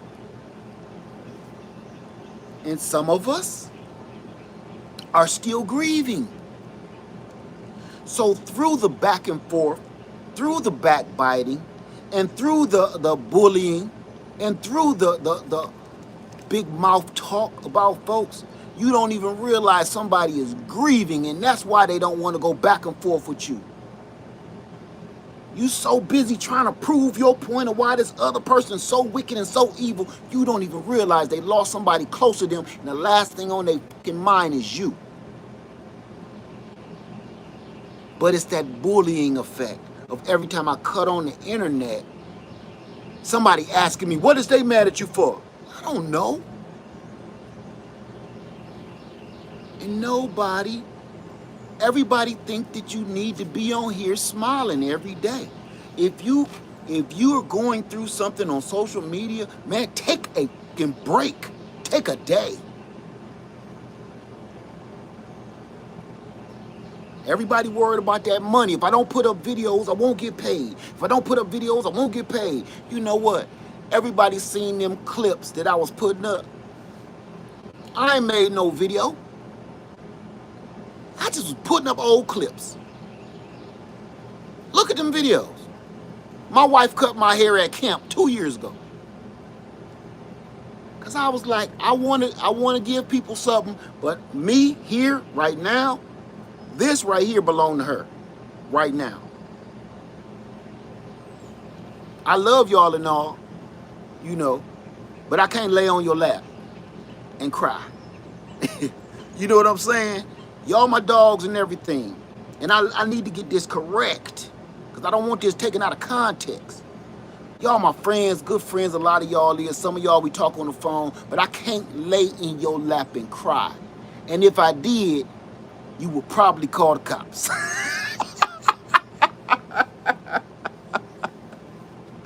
You understand? You know, I would have to give you the backstory and the whole story, this and that and other thing, before you was like, you look, you in my lap like this, look. I'm laying in your lap like this crying. And you like this. 911, what's your emergency? Come quick. I got lead pharmacy every 3 years. Licking my thigh and he in my lap crying for some reason. I'm scared to ask him any questions. Is he still there? Yes, he is. And he going to town. Please hurry. Send several units. So sometimes one thing that don't change is you need somebody in your corner and somebody to talk to when you are feeling low and down. Social media can't solve everything. These social media gurus, man, they can't solve your personal problems. Stop trying to make everybody solve your personal problems, man. Sometimes nothing is going to ever change since the beginning of humanity, of the feeling of being able to lay in somebody's lap and somebody rub your hair and say it's going to be okay. Social media can't do that. The internet can't do that. AI can't do that because it's fake. I'm telling you. Stop trying to soothe yourself through the internet. Stop trying to soothe yourself through social media. You need to go somewhere and talk to somebody that you love or trust or care about. Even if they say it ain't gonna be okay, even if they say, hey, yo, my bruh, that's effed up.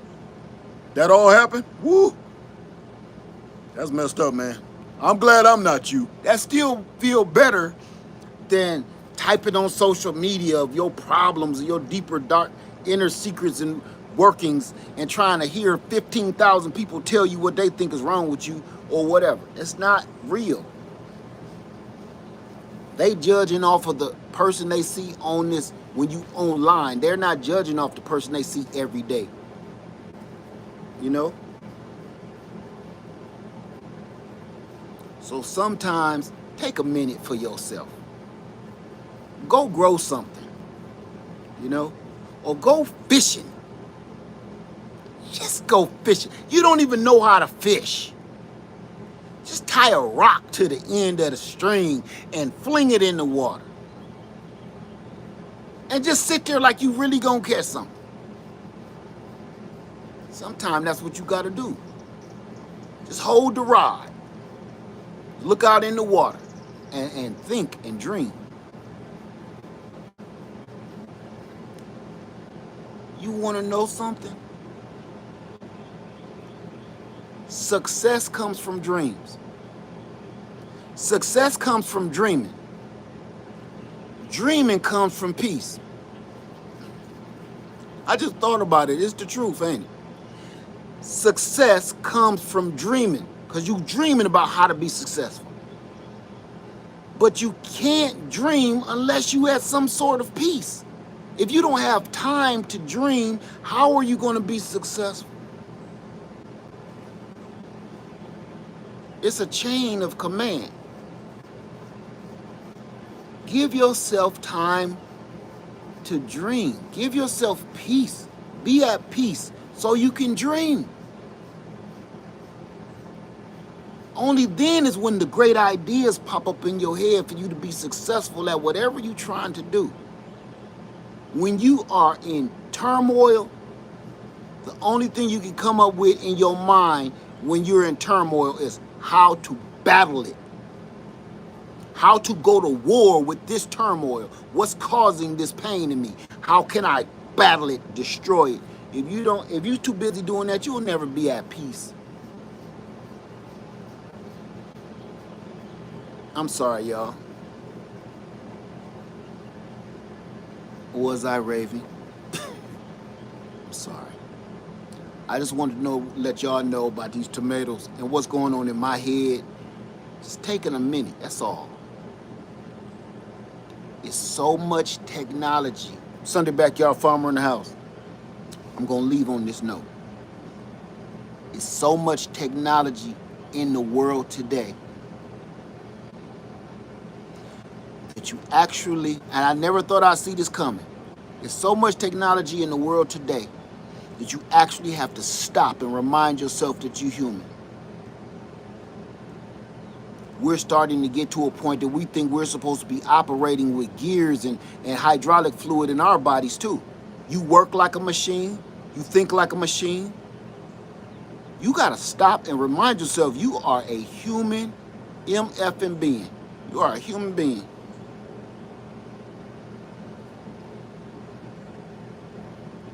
Period.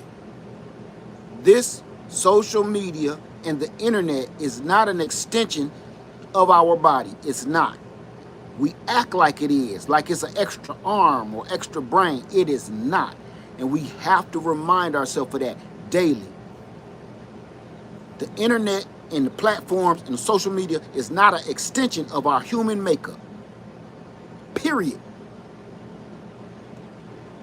They're trying more and more ways to try to intertwine technology onto our body, even to the point of inside of our body. If we don't draw the line somewhere, we'll forget that we're human. I'm not doing it.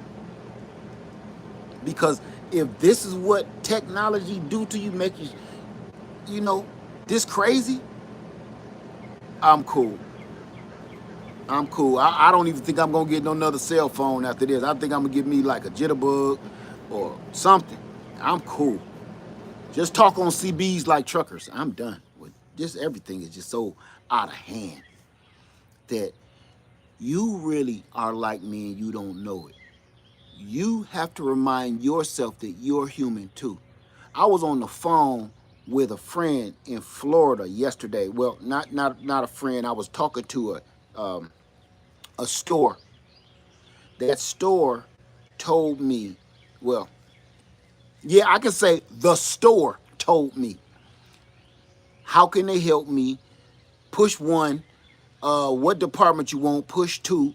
How can that department help you? Exactly what you need. You can say it by saying, I'd like some help with some lumber. I talked to this machine for about 5 or 10 minutes before I start realizing I'm talking to a freaking machine. So the only thing, how can we help you? Human being. Please repeat that. Human being. What department is that? Human being department. Please hold while we get a customer service representative to help you. I got tired of talking to that thing. I'm answering questions to a machine like it's a real. I'm not doing that no more. Human, please. I'll wait. I'll wait. We starting to lose it, man. And that's the kind of stuff that I said. That's why I was gonna go live yesterday till I got off the phone with that doggone robot telling me, what department would you like? The human being department, please. Anyway, in the words, I'm gonna leave y'all with this. In the words of my wife, take a break before you break. Take a break, B-R-E-A-K, before you and your mental break, B-R-A-K-E. B-R-A-K-E. Okay? This ain't that serious, man. This ain't that serious. Let this go. Just saying.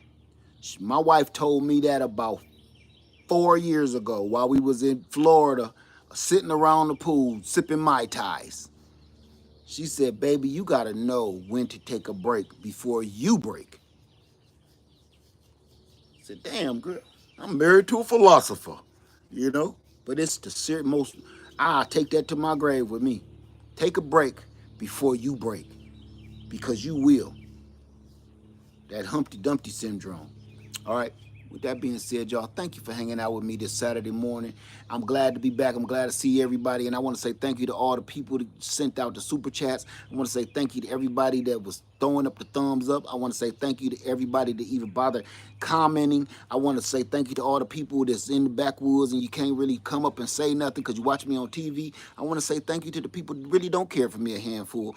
It's okay. I get it. I sometimes don't like me either. Thank you, everybody. And I mean that from the bottom of my heart. This summer, I learned a lot. This past winter, I learned a lot. I learned about a lot about me. I learned about a lot about humanity. I learned a lot about social media.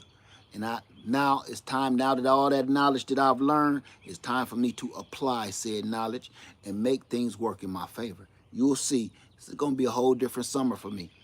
With that being said, everybody have a beautiful, wonderful, loving day. Hug somebody. They may not be around tomorrow. They may not. Go hug on somebody, man. Go love up on somebody. Go squash a beef. Go let it go. I mean it, man. Live Farmer 73. I love y'all, and I'm out. Peace. Oh, next week, all power, all week, every day, power, generators, bikes, equipment, power your life. Live Farmer 73. I love you, and I'm out.